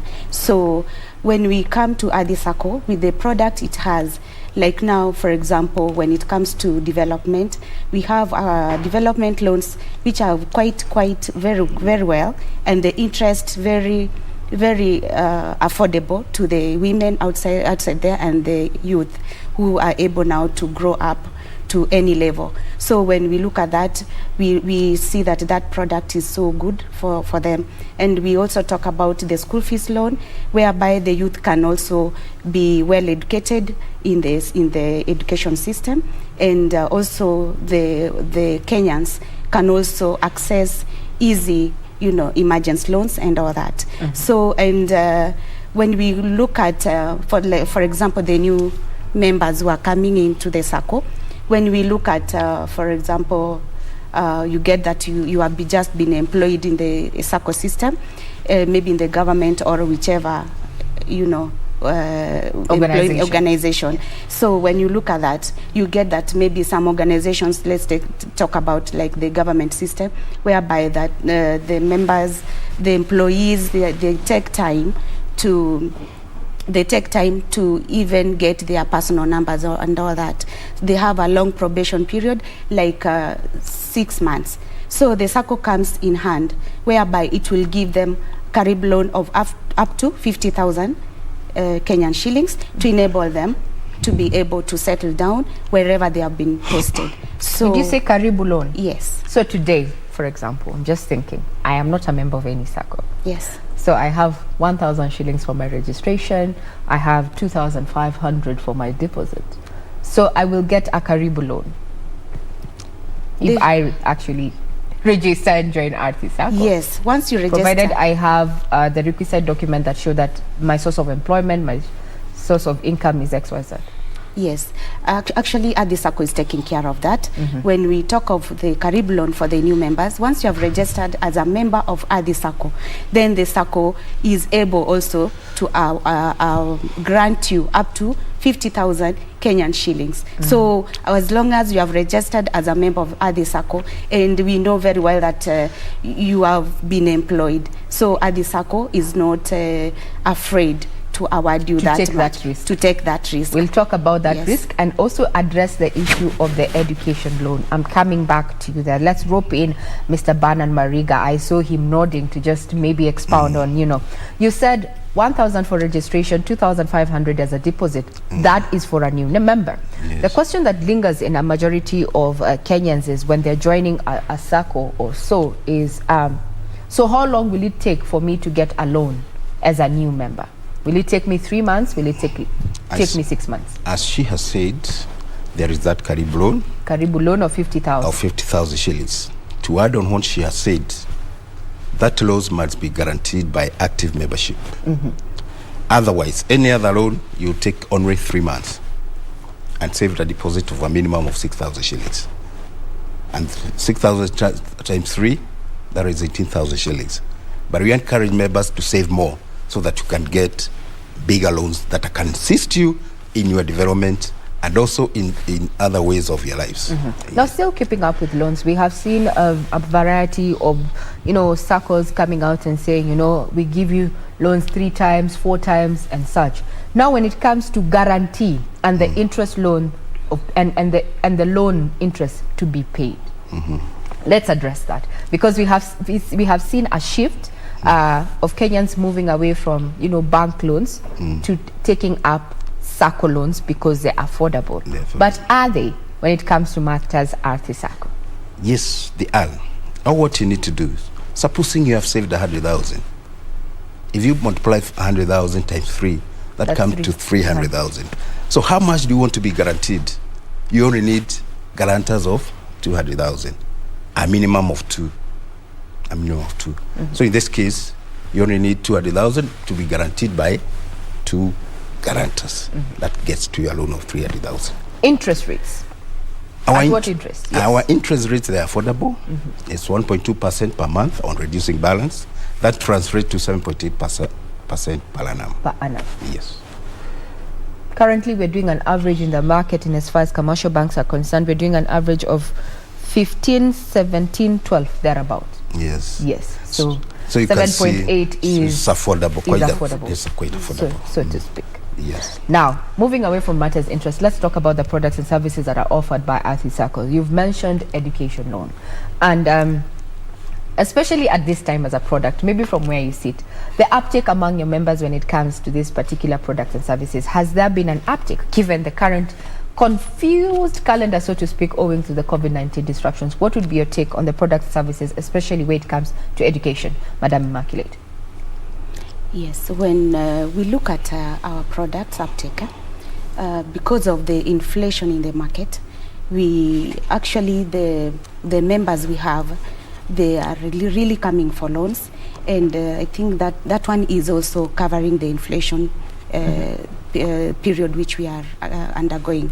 So now to talk about the education, the products that we have, like when we give education loan to the members, we give them up to a period of 24 months to be able to recover, and an amount up to 500,000 Kenyan shillings is an amount available on daily basis. A member walks in and walks out with that amount of money. So when we look at that, the members are so enticed and they are happy for that product, for the school fees. And not only the school fees loan, we also talk about the emergency loans. It applies also on development loan.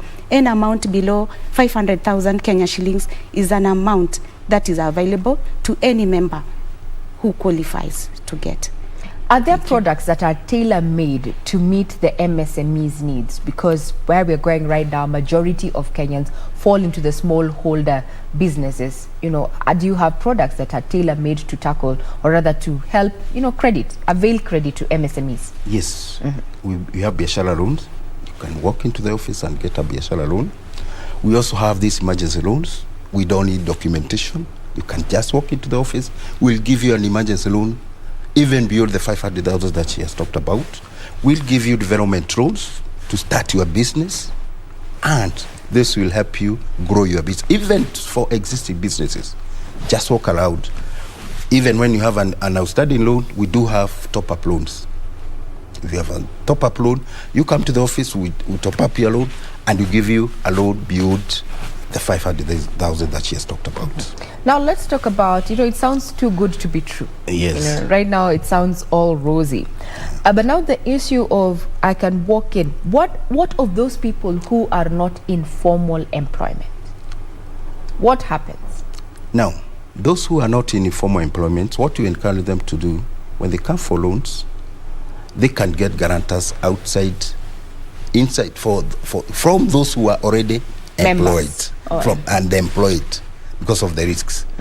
Otherwise, we have not yet gone to that level whereby we want to take collateral securities. That one we are not yet there, but we are headed to that direction. Yes. So we do not have collateral security. Collateral security, not yet at the moment. That was a good clarification, because RC Circle already, the profile looks too enticing. So I'm imagining a majority of Kenyans who fall in the informal sector would be thinking to join RC, but what they need to know is that for you to actually benefit from a loan from RC, you have to have a guarantor, 2 or 3 or 4, depending on the amount, yes, exactly, who are in formal employment. So that is one of the ways that you have devised to deal with risk. Yes. Now let's analyze risk in as far as technology is concerned. Borrowing heavily from the Seriano report, it indicates that financial institutions are, susceptible to fraud, electronic fraud, so to speak. So how safe are members' savings with RC Circle? I can assure that our savings are very safe. We do system audit every day. We check what has happened every day. So we have engaged consultants who are doing system audits on daily basis. So we are sure that your money is very safe with Ardhi Sacco. Yes. So now, that being the case, there's a misnomer, or rather, there's a feel that SACCOs are just for the mature, that the young do not need to join a SACCO, that you join a SACCO at a certain age when you're almost retiring and such. How do we deal with that perception that has, seen the youth shy away from actually saving? Mine is this. We encourage young people, as young as they are, please join the SACCO, because that is your future. Start saving as young as you are, because the more you save, the more you develop yourself, the more you have your savings for the future. In fact, the issue about the age is quite wrong. I would encourage young people to join the SACCOs as early as they join employment, or as early as whatever they're doing for their lives. Madam Immaculate, weigh in on that. The youth have this notion that SACCOs, cooperatives and such are, for the older persons, but we know that you need to have at least something in the pocket. How would you what strategies have you employed as Ardhi Sacco to get the young person saving with Ardhi Sacco? Because I understand there's BOSA and FOSA. Maybe that's where it comes in, front office and back office services.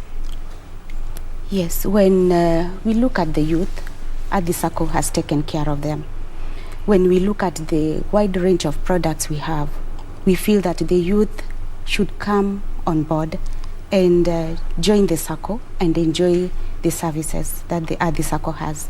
So when we look at, for example, when the youth have just been employed, we have just talked about the Karibu loan, which is very, very, very good for them. That enables them to settle down. And when we look at the FOSA products that we have, like when we talk of the salary instant advance, we like our youth to channel their salaries through the Ardhi Sacco so that they can get these instant advances of up to 500 Kenyan shillings instantly. So this one is not even pegged on how much the youth has saved, because when we look at the BOSA side, we talk about how much have you saved. You take maybe after a period of 3 months is when you are supposed to take up a loan. All right. So when the youth channels their salaries through the FOSA side, that is the banking side of the SACCO, they are able to access these other facilities like the instant advance of up to 500,000 shillings. All right. And then on top of that, we have also introduced our mobile banking, which is the Pesa Pepe mobile banking app. Pesa Pepe. Pesa Pepe. So with this Pesa Pepe, with the youth at any level, they can be able to access their funds. So when they open the FOSA accounts, which are mandatory for all the SACCO members, the youth are able to access the mobile banking services. In this mobile banking services, the youth are also able to see how much they have saved. They are able to see even their statements in the back office. They are able to see how much loans they have saved, what guarantors they have. All right, they are able to access their funds directly from the SACCO account. Suppose they have taken a loan, for example, maybe the Karibu loan we have just talked about. That money is definitely credited in their FOSA accounts. So once it is credited there, the youth should be able to access it through our mobile banking app. At the same time, the SACCO is launching a product of Ardhi loan. This is a mobile banking app whereby the youth should enjoy it. Suppose they are doing the small businesses here and there, so they are able to access up to 10,000 Kenyan shillings instantly.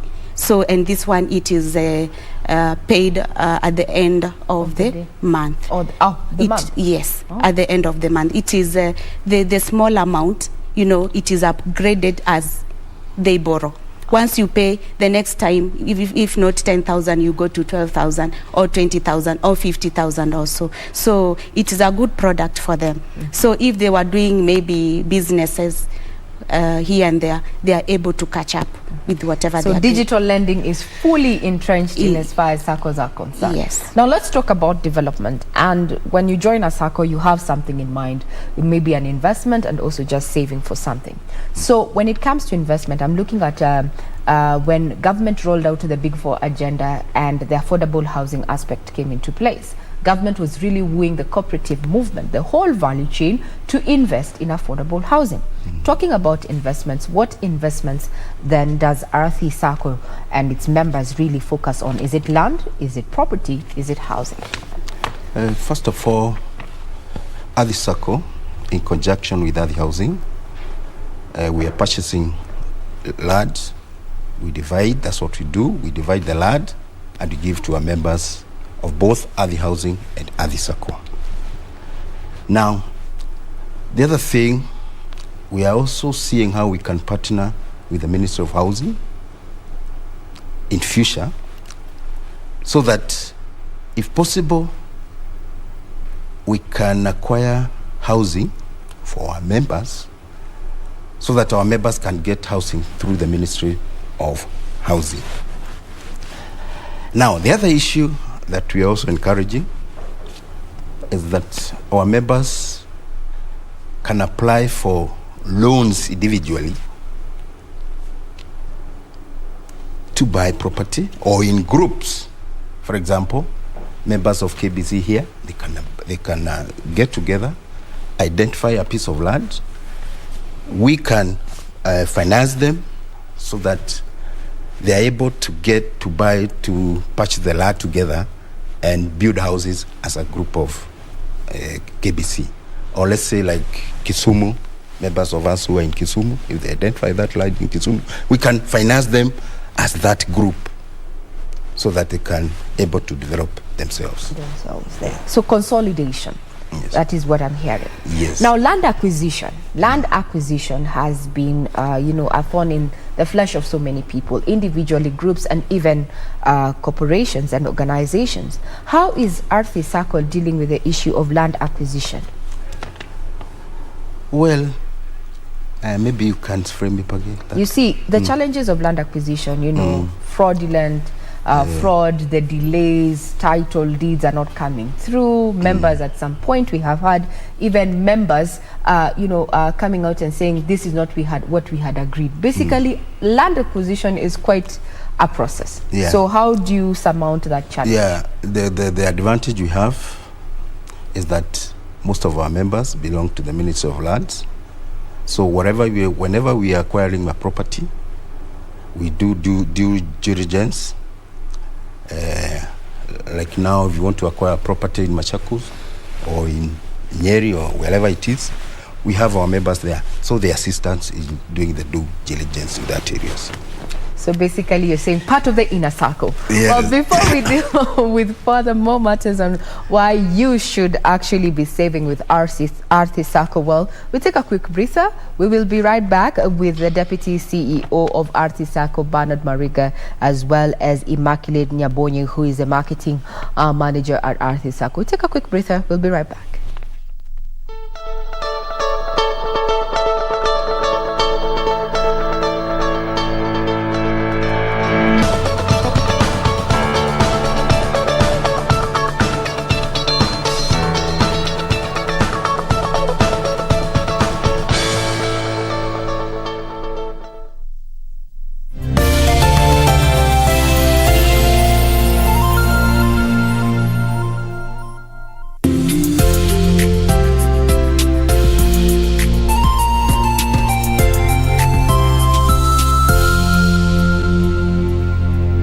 Welcome to Aarti SACCO Society Limited, a vibrant SACCO that delivers integrated world-class financial solutions to our customers. Aarti SACCO will be celebrating 50 years of changing and touching lives in Kenya. The Golden Jubilee celebrations will be held at the Kenya Institute of Curriculum Development, KICD, Simba Editorium Hall on Saturday, 30th October 2021. This event will be covered live on KBC Channel 1 from 10 a.m. Aarti SACCO Limited. Aarti kwa ustawi.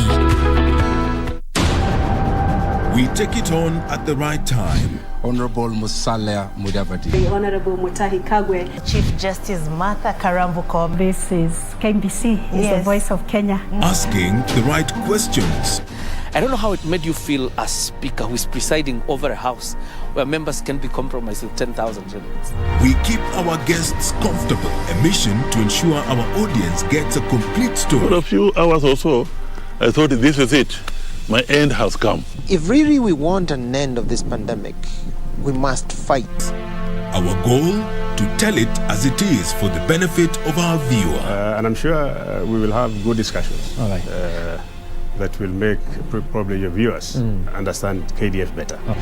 With 21 radio outlets. During a live interview on KBC TV, Chief of Defense Forces General Robert Kibosha. Jaji mkuu kwa mara ya kwanza katika mahojiano yake ya kipekee na runinga ya KBC Channel 1 and 2 TV stations covering over 90% of the entire country. The message always gets home. KBC, the home of on-air TV interviews.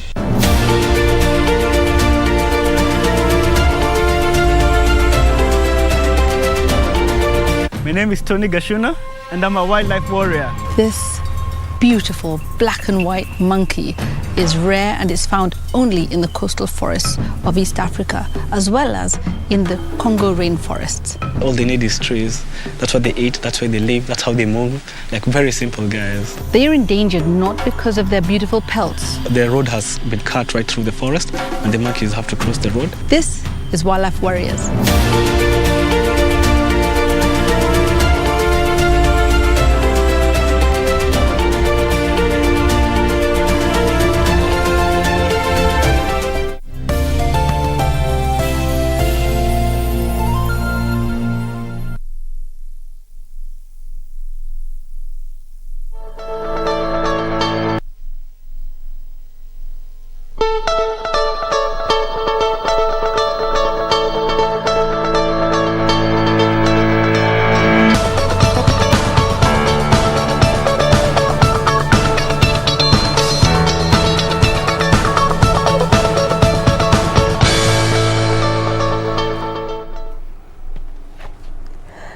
Good morning once again. If you're just tuning in, we're talking about savings and, Aarti Sacco. Why would you pick Aarti Sacco over all the other SACCOs that are available here? Joining us this conversation is none other than the Deputy CEO of Aarti Sacco, Bernard Mariga, as well as Immaculate Nyabonye, who is the Marketing Manager at Aarti Sacco. So before we took a quick break, we were talking about investment. And a question has come from a member of the studio.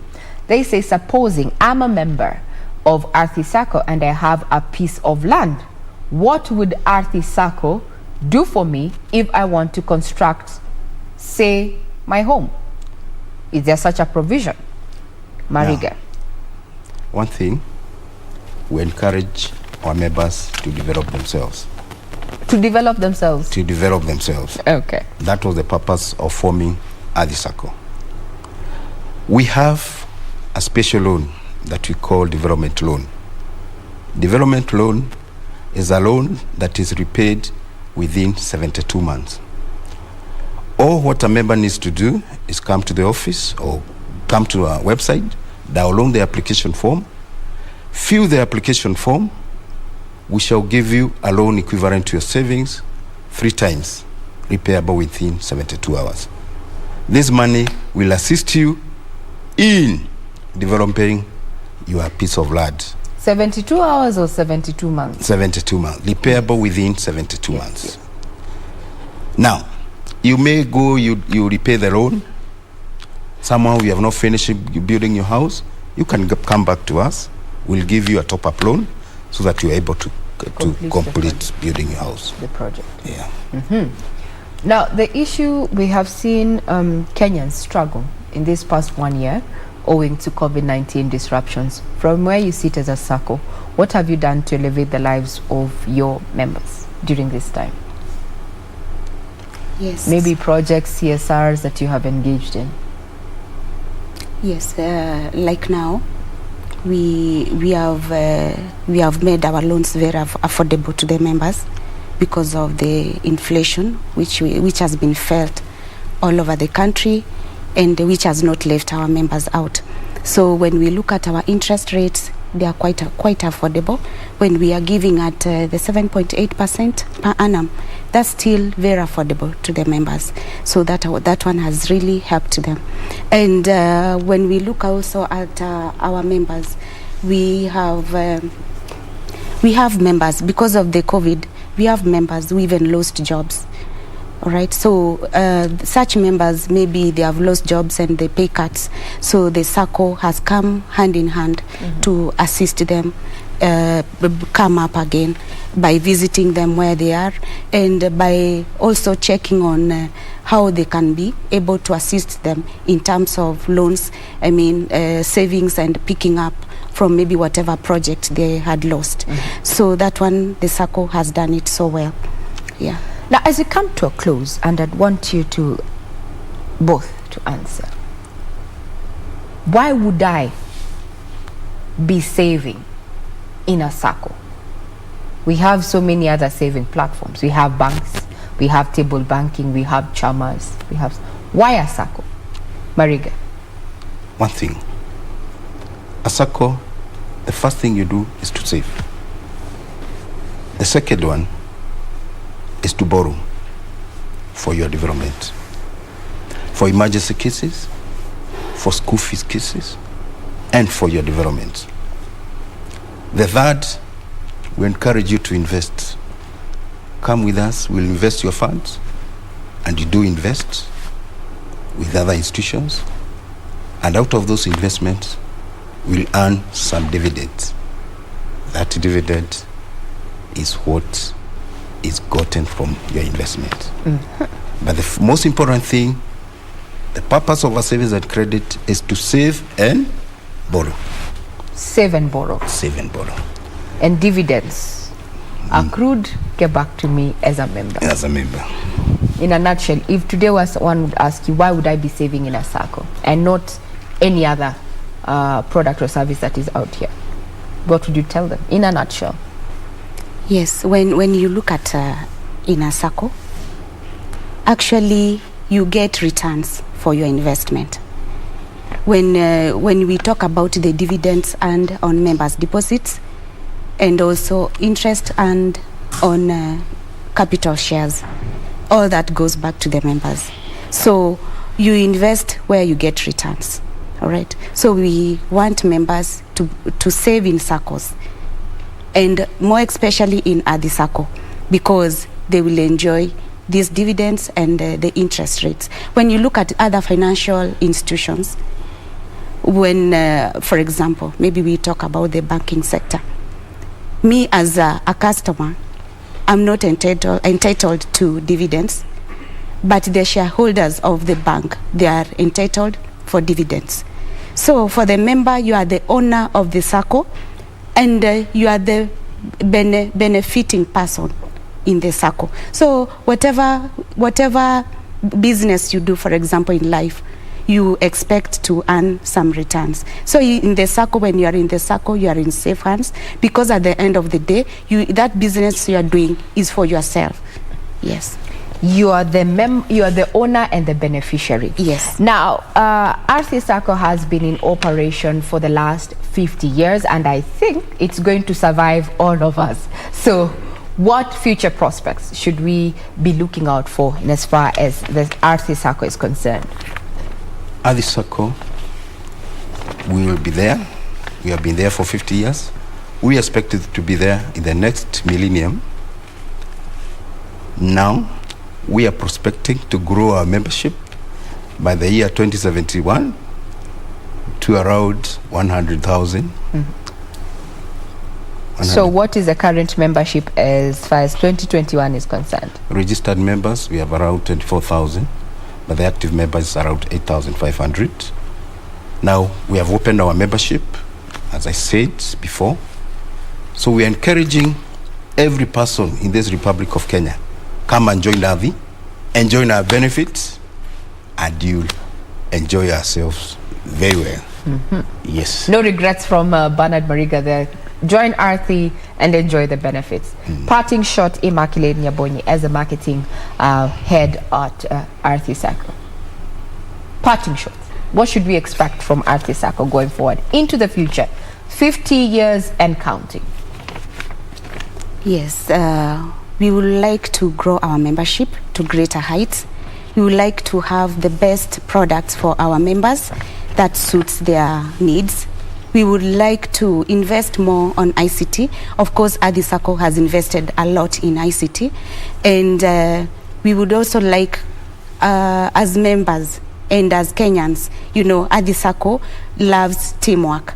So we love that cohesiveness, the loyalty in Athi Sacco, and we want everyone to come on board so that they can enjoy all the products that we have.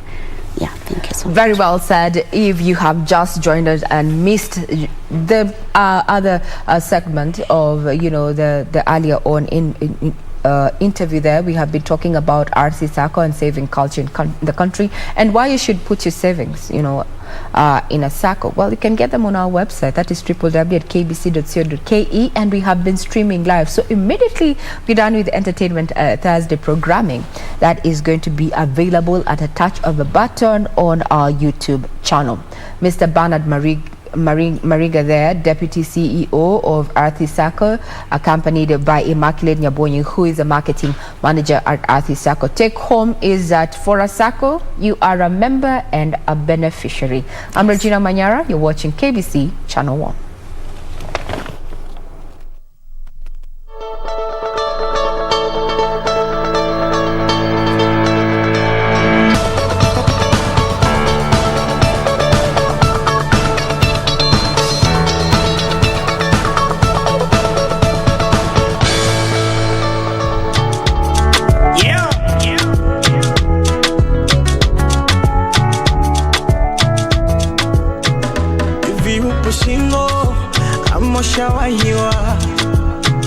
Mwendo na mitindo kama Rosie Huntington, shavuni hizo dimples hazijaniacha salama.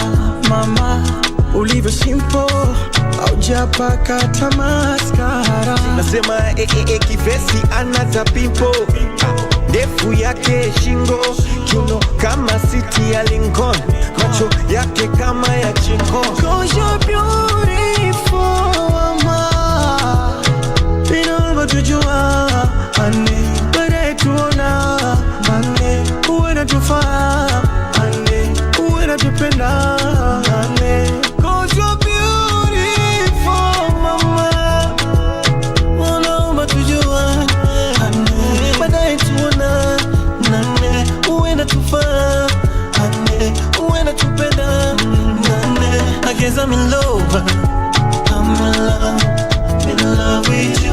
I guess I'm in love now, I'm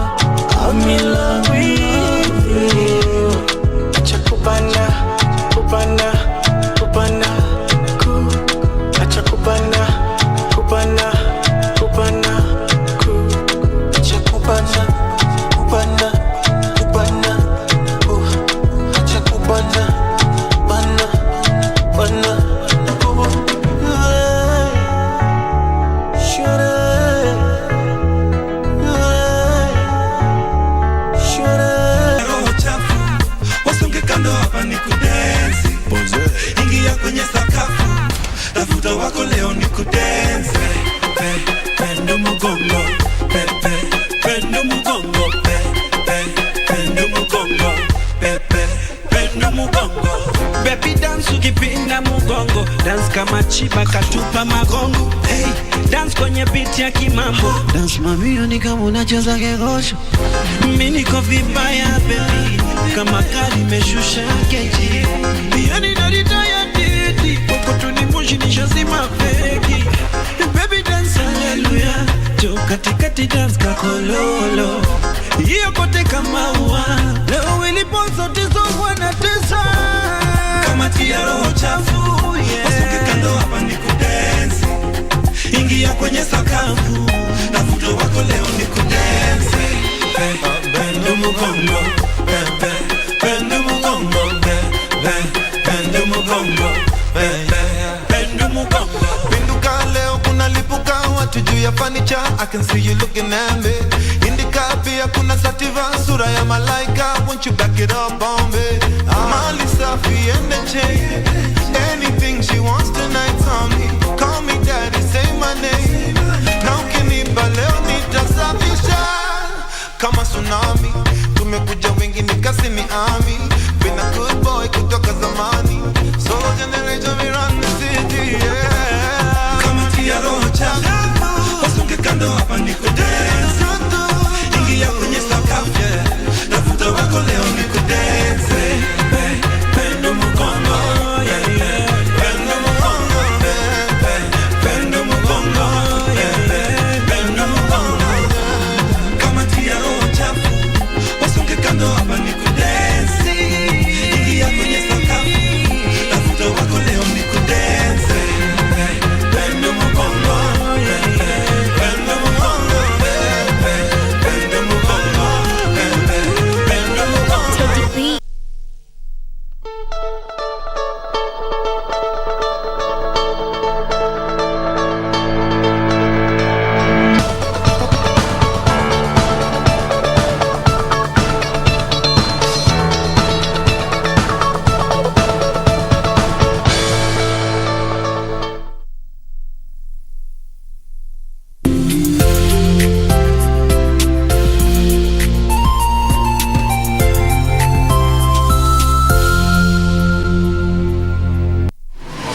Log on to the KBC website at www.kbc.co.ke to get the latest breaking news, entertainment, sports, politics, lifestyle or business trends from Kenya and around the world. Never miss new episodes from your favorite TV shows, reruns and movies. Just stream online or watch live on your YouTube channel at KBC Channel 1 TV shows. For the day's biggest stories, trustworthy news and family entertainment, log on to KBC Channel 1. Watch what you want anytime, anywhere.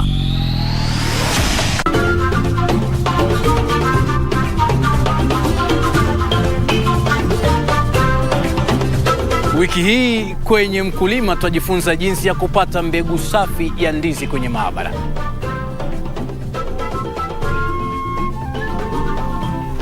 Tunafanya utafiti kwa sababu kuna shida kadha kwa kadha ambazo zinakumba wakulima wetu, na sisi tunataka kutumia njia ya teknolojia ndio kusuluhisha hiyo matatizo ambayo inapata wakulima wetu. Basi usikose kujiunga nasi Jumapili saa 9:30 hapa KBC Channel 1 kwa mseto kamili.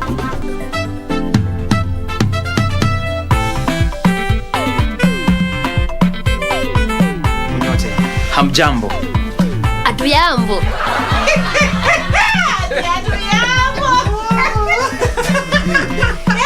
Only shallow people go, other people shallow. Your shallow mind did not see that Gamene jar here is empty. Shallow Saleku.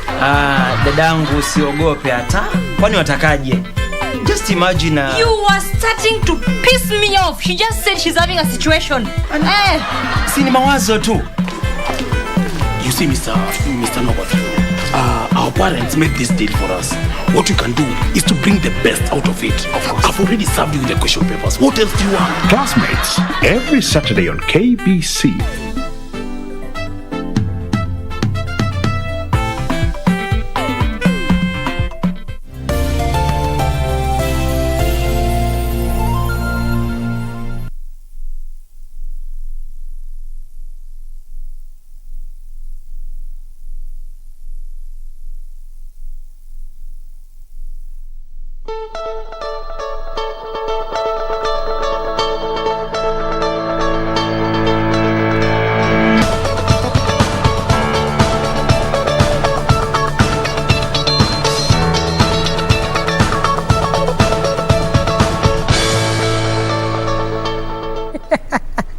Director ameshindwa kupronounce jina yako.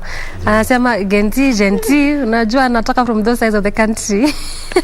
You're welcome back to the program. This is still Good Morning Kenya. Time for our last conversation this Thursday, like we talked to you about earlier. It is Thursday, easy, light, and we have our artist in studio, Genti, plenty. Director, yeah. Genti, plenty. That is it.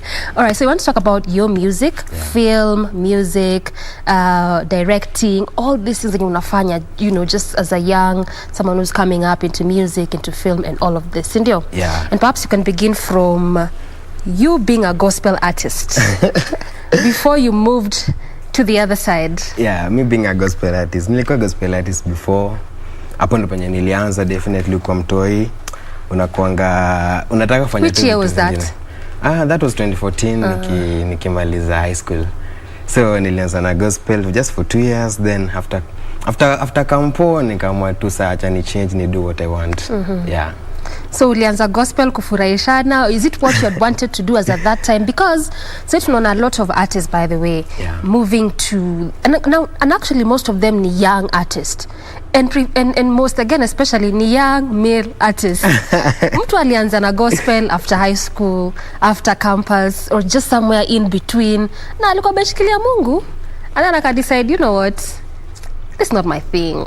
Yeah. Kitu yangu. Naweza sema that was what I was supposed to do at that time.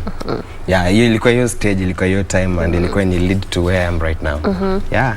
So can we safely say that, okay, let me not speak for everyone, every young male or every young gospel artist who moved to secular, because again, ni preference ya mtu na where you feel your heart is, sindio? Yeah. But do you feel like, now maybe you might be biased, I don't know, but do you feel like watu wengi wataingia gospel just for the benefits of it kujulikana, tujue kuna msanii fulani ana exist, and then now when things hit up a bit, now let me do what I really want to do? Is that really the case? For me sijui, but for me I used to nilikuwa naimba sana shule, tulikuwa unaona Sunday service, siko nakosa kuimba, so I think yo kuimba Sunday service sana, nikafanya after chuo nikazidi kufanya gospel, but watu wana grow and things change, and it changed, and right now I love what I'm doing. Yeah. I mean, you even did 2 songs now, hadi ulitoa video. Sindio, zili backfire. Videos backfired. Zote zili backfire. Okay. Yeah. So for you, coming to the other side is just because this is what ulikuwa nataka from the word go, only that environment as at that time nilifanya gospel? Yeah, actually hadi nilikuwa mtoi, sikuwa nilikuwa like primary. Mjambo bado nilikuwa primary. Sikuwa naimba gospel. So kwenda high school ndio unapata enter, hatuko na poa time ya kuperform. So then time nilikuwa naweza perform ni Sunday service. Nikakuwa mazoea hadi nikajipata sana naimba gospel. Yeah. Okay. So up until when did you now decide, now this is what I'm doing in your craft yangu, this is the kind of style of music I'll do, na nita stick to this kind of style? When was this? I was trying to like kufanya a lot of things, nione venye anaweza kuwa na muziki poa, unaona? But then kwa naona gospel inanifinyilia pale, na pia si lazima nifanye gospel ndio nikuwe nimependa Mungu. Mimi napenda God by the. Mimi nikamwa tu finally manze, it was too much for me. Yeah. Nilikuwa naona niko na a lot of pressure nini. Nikasema acha ikuwe manze, mimi nafanya vitu zangu. And right now my craft manze imegrow hadi utapenda tu. Simesikia ngoma sahi. Nimesikia ngoma. Siwezi sema sijasikia. So, ilikuwa tu hivyo manze. Yeah. Nimesikia kwanza wengine hapo dangerous. I don't know why your thing is about dangerous and all that, but we'll get to that in a short while. So now this is 2015. Yeah. Ndo sasa ukaanza muziki officially. Yeah. Then 2014 after 2 shule hivi nikafanya ngoma ya kwanza, then nikaingia campus 2015. Hapo 2015 kuisha huko hivyo 16 nikafanya ngoma ya pili. Then hivyo ndo story ya gospel ikaisha. Actually wase kwa celebrate sana shule from first year. Nilikuwa na perform, wase wako hyped. Then sasa kuna hii day manze Waire kwa anakuja shule yetu. Then nilikuwa nikatendreze Waire. Mimi na gospel zangu saa 8:30 saa 9 watu wamelewa. Mimi naomba kwa ndani, na perform naomba kwa ndani, Papa God just bless me. Man, hiyo day ilikuwa my worst day manze, sikupenda. Okay, nilipata wasalinichia, but pia nilipata boo for the first time. Hapo nikasema actually acha ni work on my craft, and after kuwakia craft yangu hivi, currently what I'm doing right now is the outcome na nimeipenda personally, nimeipenda. My latest jam inaitwa Kangaroo. Yeah, guys can check it out. Yeah. So do you feel like you'd ever go back to where perhaps you started from, gospel, or for you now you chose this style of music? It's like gengetune kind of. Yeah, but tamu. Msanii lazima ajipigie debe. Nani anasema ngoma yake sio tamu? Sasa tasikia. So they'll judge for themselves. Yeah, so naweza sema hata sasa niko na gospel songs bado nimeandika. Siwezi kosa. Nikifeel na dai kuimbia Mungu wangu naambia Mungu wangu. Kuna mtu atani stop. Okay. Yeah. Does it make you an artist with no sense of direction? No. Why do you think so? Haimanishi nikitaka kuimbia God sina direction. That's the best thing to do as a human being. You see, as in mwenye amepewa talent na Mungu. Hata kama anafanya vitu zangu, kuna time unaamua tu mazeni ya Mungu ya God na anafanyia God. So haimanishi una direction. Look, you know why I'm asking you that is because utapata you see there's this thing in gospel where they keep saying that gospel may evolve sana, si ndio? Kuna they keep calling it kulikuwa na time ya prophecy, kuna time ya prophet, and think I'm forgetting. They call it kulikuwa na time ya prophecy, kulikuwa na time ya process na profit. So kisije kuna zile matime kulikuwa na wale tukochonga gospel fathers. So hiyo ni ati wanaitanga ni time ya prophecy. Yani hiyo ni time Mungu alikuwa ameita anawaambia sasa, this is perhaps what with your craft, I want you to reach my people through this. And that's when unapata hiyo time like they were not even so much concerned on whether hizi ngoma zitachezwa kwa TV, kwa radio. Like for us it's just about music. And that's when unapata most of them your time they would go to high schools, mission, TV, radio. Kucheza ni sawa. If you don't want to play pia, it's still fine, no problem. Then it came to this time where we call now the process, whereby now sasa lazima ngoma ziingie kwa TV. Akina nani hawakaleta process? Sasa kina Mr. Googs and all these other DJs that we saw. Now they came, now your generation, which is about profits, as they call it, you know. Now wanasema sa time yenyu, lazima sa to make. That's when unapata a good number of gospel artists will tell you, mimi kama haina pesa, let's look for what we'll have money. So that's why I was asking you. You see, going with that evolution, and unasema unaimba pia ngoma za gospel na unaandika pia secular. You know, some would say and some would think, why just stick to your direction and your lane? If you're choosing to become a secular artist, this is your lane. If you choose to do gospel, that's why I asked you, do you feel like you are like an artist who doesn't have a sense of direction? No, I'm doing secular music. Yeah. Na nimesema sati naimba gospel pia. Nikisema nikidai kuimba gospel, nitaimba tu. Ukishikwa na karoho. Nikishikwa na roho nisikia manzi time ya God manzi acha ukiimba ile from roho yako kabisa achana na hizo za profit. Sisi kama secular artists tukidaka kuimba tunaimba, unaona? Because unasema manzi sana ya God. Hizo za profit utaona tu zinapita. So nikidai kufanya nafanya bali maanisha tu sana nafanya gospel na nafanya nini zote. Mimi nafanya secular music and I love what I'm doing. It's good to clarify, you know, it's also important. All right, so since that time 2015 up until now, how would you say your journey has been? I mean, we're talking with you off end tunasema doing art. Art si ya watu wanyonge. Ati tu muziki, sijui acting, film. Naweza sema nime-evolve because hapo 2015-2016 nilikuwa na producer moja mwenye sasa amegrow sana, anaitwa Vicky Pondis. Nakumbuka hapa akiniambia vile unaweza record nini. I was confused, bado nilikuwa mtoi, sikuwa najua what I can do. I wanted to do production. Nilikuwa nataka kufanya bado nikuwe director, but at the end of the day nika choose kufanya film. So film ilianza after sana nilipause from gospel music. Nikachukua some year like 2 years ama 3 years bila kuimba hivi, but hiyo nilikuwa na perfect sa skills zangu za ku-act na za kushoot, za kuedit and everything. That's why right now sasa nafanya film na bado nafanya muziki. Anaona muziki imechange na film is also good and better. So which one brings more money in? Is it film? Is it music? Kama tu zinachezea pamoja? Muziki sasa sema mimi naletea hata bob, but I do mpaka siku italeta do. Wewe uko committed to the craft. To give up hapa.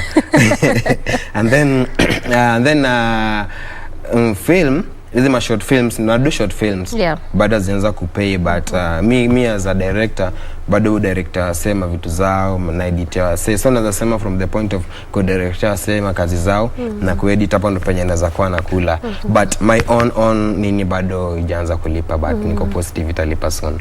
Yeah. This is Kangaroo, the one showing on air. Yeah, that's Kangaroo. Tell us a bit about that one. Kangaroo. So there was this date kwa tumechill hivi, and then we were talking about dances zilikuwa, unaona, with my friend. Hiyo time tulikuwa tunatafuta tu mabit online. So kuna time na chillingi na maboys wangu tukirap tukiimba. So tukapata beat, boys wangu akaniambia, manze unakumbuka zile styles za kitambo? Nikamwambia zile za Kangaroo. Za high school. So watu walikuwa high school time najua tuna relate. So ika happen like after ku download beat moja hapo nikaanza ku flow, bakaniambia but unaweza andika ngoma kama hii. Na nikamwambia how sure you naweza. Nikamwambia bro naweza make cause mmoja Kangaroo ni dancer, so kwa najua. And then pia nilipatia tu kwa video, nimepatia tu freedom ya kufanya dances zao. Kila mtu anaweza fanya version yake. Sasa unaona kuna watu wanafanya hivi, kuna wanafanya vitu wanadu. So kufanya Kangaroo ilikuwa like iko tu dance wave ya kila msee, kila msee anaweza enjoy, anaweza jibamba tu, yani unaelewa. Sasa uliamua na hiyo ngoma, take us back to those that were in high school 2013, 2014, 2015. Kangaroo nilikuwa tu inspired tu na Madrax. Unakumbuka ngoma ya Madrax? Hiyo ilikuwa Get Down nini ya. So hiyo ndio kitu inspired na ndike Kangaroo. But currently niko na ngoma inakuja soon, ndio nitembele. Some cool vibe manze ujaiona. Kitu safi. Tukimalizia tutaongelea hiyo. Now let's go back to at least your music a bit before to touch on film. So ukiongea about Kangaroo, obviously ni also from where the dance style came from. Sasa the kind of music you create, because unasema for you, you know, music is also where your heart lies sana. Ndio maana hata kama haina profits per se, all the way mpaka ile siku itawaijipa, si ndio? So what informs the kind of content una create kama msanii? Muziki nasikia. Muziki za watu? Muziki nasikia, okay. The kind of music I listen to, and in influence my type of music, Which kind of music is this you listen to that informs your style? Nasikia a lot of UK artists wa Niger na fully Kenyan content. So ukisikia di muziki yangu, hata kama na rap kwa inaka gengeton, but pia si gengeton as though, but some sweet vibe. So ni fusion too from ngoma nasikia. Then who I am, I'm a Kenyan, I'm representing Kenyans. So nikisikia UK, Nigeria nini, hata mimi nikifanya ngoma yangu najipata niko na some sweet vibe. Inaitwa vibe ya genti. So your style, how would you describe it? Your style of music? Sasa what naweza describe? Just what vibe ya genti, ni vibe safi tu. Kwa hivyo tunasema ni gengeton, dance hall. Ni gengeton new sensation. Gengeton mpya hiyo. Sensation. Gengeton mpya. So not just gengeton but si gengeton, but gengeton imekuwa maskari, imekuwa nini. Kila kitu. It has a lot of everything inside. Yeah. Okay. Now let's come to film.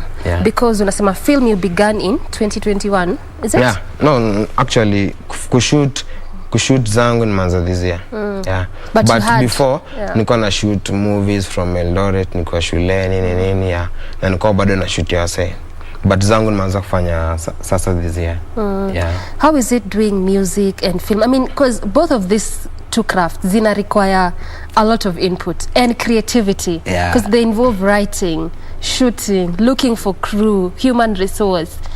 Una juggle aje doing this, two of them? Mimi kama ni kuwa creative na ku write, that's what I do every day. Okay. Me as an artist, like daily mpaka ni create. Kama sita create ngoma ama kivas moja, nita ni script ama ni correct script niliifanya before. Like ni kitu nafanya tu daily nimezo. Hata nikitembea kuna vitu tu naweza kwa nafikiria maybe ni record na simu nijifanya na call hivi na record, so that nizidi kuwa consistent, unaona, na nizidi kuwa more sweet, wasa wapende kazi yangu. So unafikiria kila time? Kila time unaandika. Sasa unafikiria nini? I can say like this is my first TV interview, na simu moja nitaiongelea. Kuna venye naweza weka into film. Na pia into a song. Okay. I'll test your prowess when you finish. You still have some time. All right. So basically you try and see gani unapatia priority as at what time? Kuna time tu akili ina deciding tu manzeni mafilm. Hadi siwezi fikiria muziki. Na kuna pia time fulani tu ni muziki like because every week naenda studio Friday narudi Monday. So nikiendanga Friday vile tuna bond na producer unapata hata naweza fanya ngoma moja ama mbili ama hata other than kufanya tukue na meetings to grow tu unaona. So napenda muziki priority mob because ni kitu napenda sana muziki. Muziki napenda sana bado napenda nafanya film but muziki ni mwanzo kitambo sana. Muziki ndio roho yako? Ndio roho yangu. What about your film? As in, I was watching your content on YouTube na naona iko na different series. Like there's one I was watching which imeandikwa Dangerous, but it's different series of Dangerous. Like ulikuwa na Dangerous Root, Dangerous Boyfriend. What is it about having a specific series when you're creating these short films za YouTube? Unaona kama watching movies, kuna movie unapatanga ni series moja but kila episode ni different. So kitu mtu I could do like ndio ni confuse mafans wangu. Kama nafanya series ya Dangerous, kama sasa nimefanya Dangerous Root na nikafanya Dangerous Boyfriend of which watacheza one. So nikiamua like na wakia series za Dangerous. Kasa niko na series za Dangerous kama 5 na niko na pia series kwa inaitwa Unknown. So kulikuwa na Unknown Messenger, Unknown blah blah blah vitu kaiza. So na trying like msakijua sasa agent na wako on this anaweza search according to your nini. Sikukuwa na titles mingi unaweza confuse watu pia unaona. Napenda kuwa organized. Which is good for an artist. What is it about that name Dangerous na hiyo series yenye umekuwa ukicreate, because again you also have another one coming, Dangerous Weapons, ndio? What is it about that? As in una try kutuonesha nini exactly? Wana kama nifanya Dangerous, most of it na act ni vitu zinapen mtaani. Kama hiyo Dangerous, kama Dangerous Root, kuna hiyo route huko mtaani wasudungwa mavisu na ni real. Actually penye niliactia kuna wasenga mededi hapo. So mu try to like kudu kitu wasio sata relate nayo. Hata kama simso mbali wasetua mtaani waone tu yenye mazee jenta anaongelea vitu zinapen huko. So ni unaona kwa hiyo ni Dangerous kulikuwa na idea like nifanye everything Dangerous inago on kwa mtaani. Kila kitu Dangerous ni try to bring it out. That's unaona kuna Dangerous Root, kuna Dangerous Boyfriend na kuna hiyo Dangerous Weapon ina come vitu kama hizo. Sasa kama hii yenye already is on screen, which one is this? That one is Dangerous Root. Dangerous Root.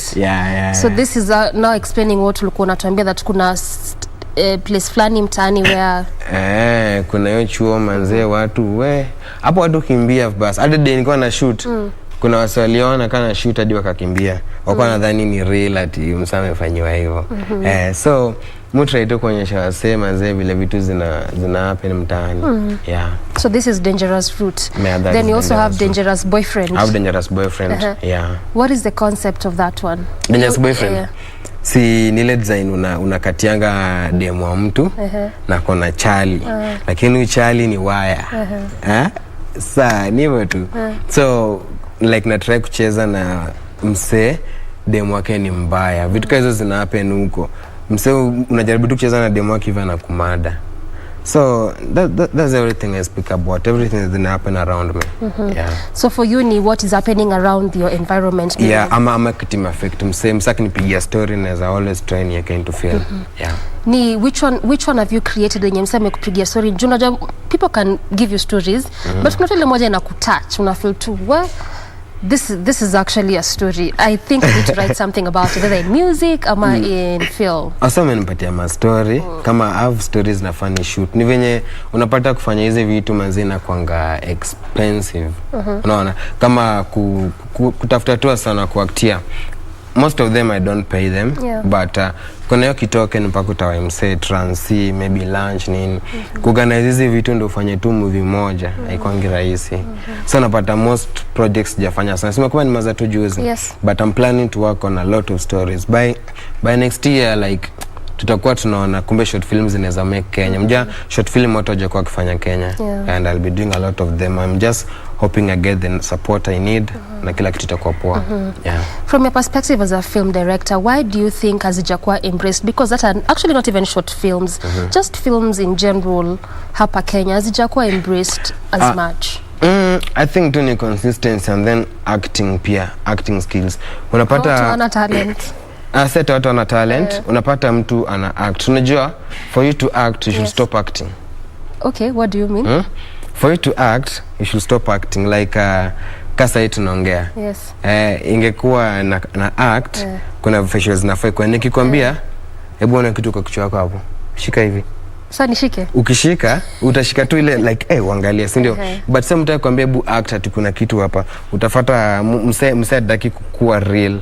Most of nimeangalia film kuna sako fit but kuna sadai kuwa real. Unajua ukikuwa tu real like mseone manze umse manze kitanadu. Unaona vile hii juzu mse anaitonga aje mse wa kemikali.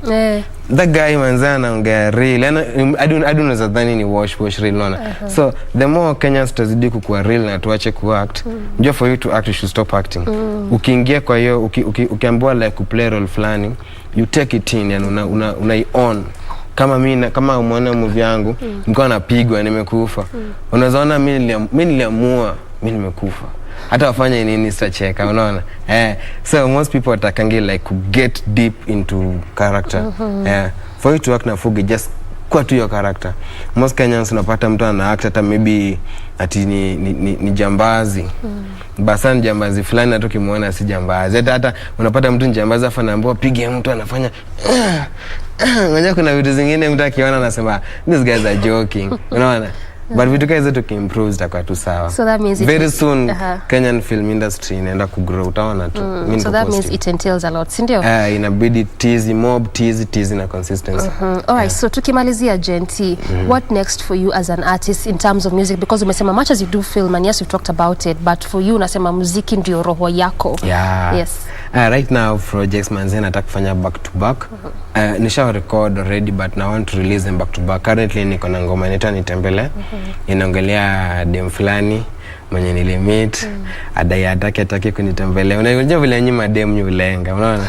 Anakwambia anakam. So Nitembele ni ile design ni ngoma fulani wasenge think what relate now vile tu nambenga msa kutembelea Turkey then unamwa leo manze to make it happen then ina happen. So that's my next project. Other than that niko na collabs pairs na come na sasa wata enjoy. Subscribe kwa channel yangu and follow man plenty Mr. Genti. A lot is coming for you guys. Yes, subscribe to that is your Instagram. Genti plenty Genty alafu plenty.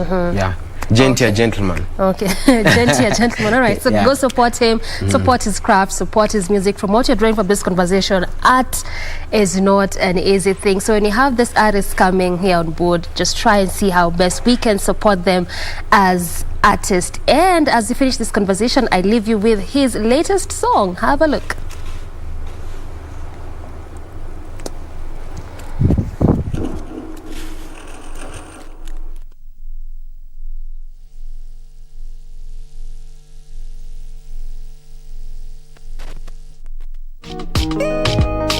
Man a blend, Mr. Gent.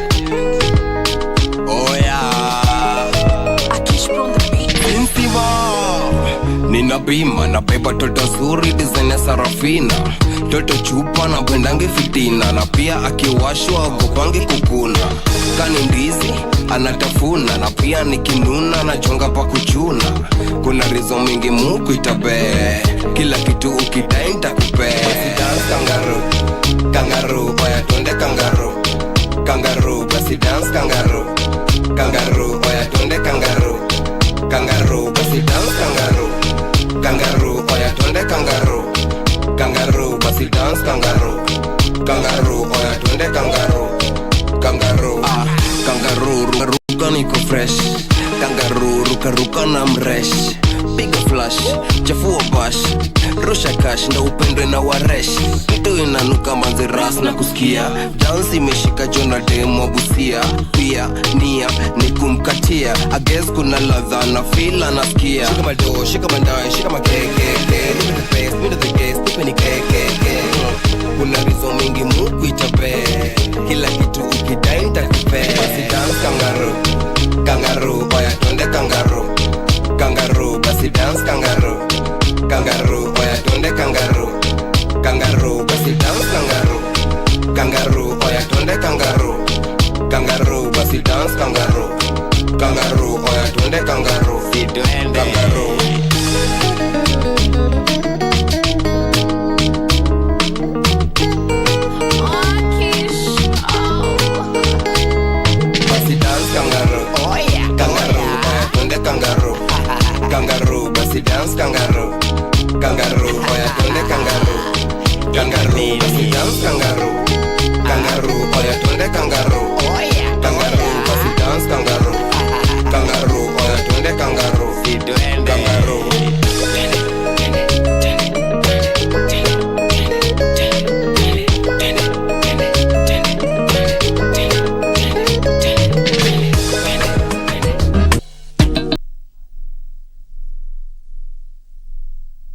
Hapa ndani ya KBC. We are nearing the end of the program, and as always, every Thursday, lazima tudakue kidogo. We talk a bit about some of the stories that have been making quite a buzz on the socials, and today, due to the constraint of time, hatutaongelea nyingi, tuongelea tu moja, and I really want you guys to just quickly give your 2 cents very fast to Kisonganga. Hashtag ni Good Morning Kenya on Twitter, at KBC Channel 1, at Dorina Range, at Victor Olo, at Rima Nyara, and at Jane Wamboy is how you can interact with us. Aya basi, so this is a story that didn't happen in Kenya, but you know how you are meeting somebody for the first time and it's more like a blind date, yeah? So mmenda mmepatana, lafsa chadi akakuja, excited to meet the chick. Then there's the chick who came na hakukuja peke yake.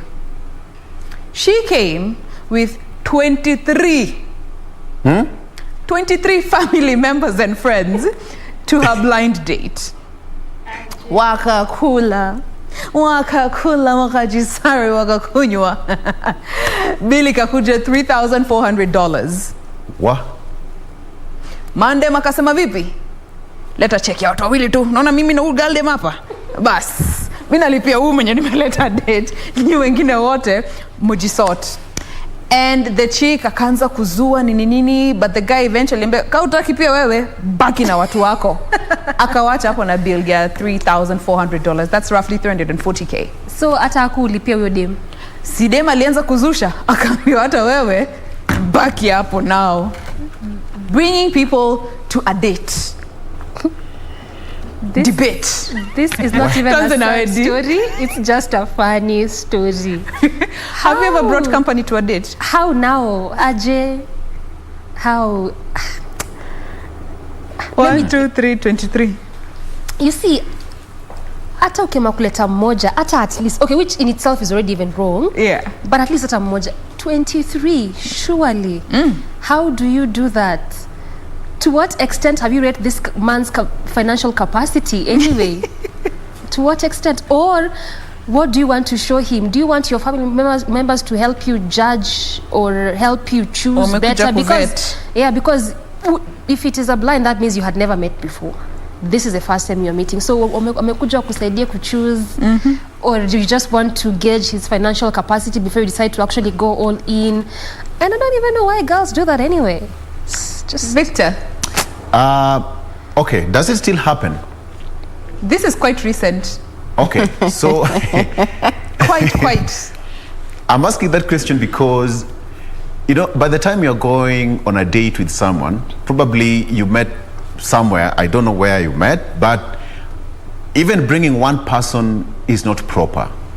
If you are to come with somebody else or on your first date, then I think it's just proper to ask the gentleman, oh yeah, I'm coming with Regina on a date. Are you comfortable with that? You don't even need to ask. And she actually said she was testing the man's generosity. That is not the way to...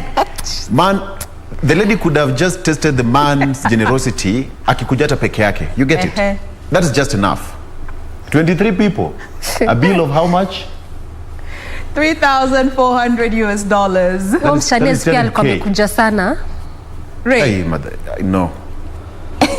Nare, tafadhali.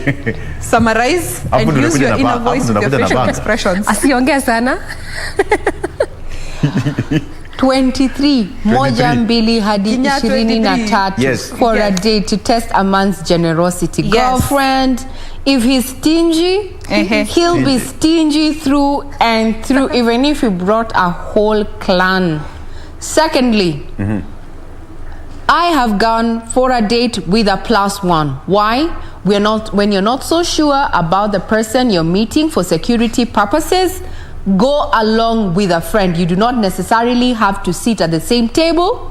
Let them just be within the establishment in case anything happens.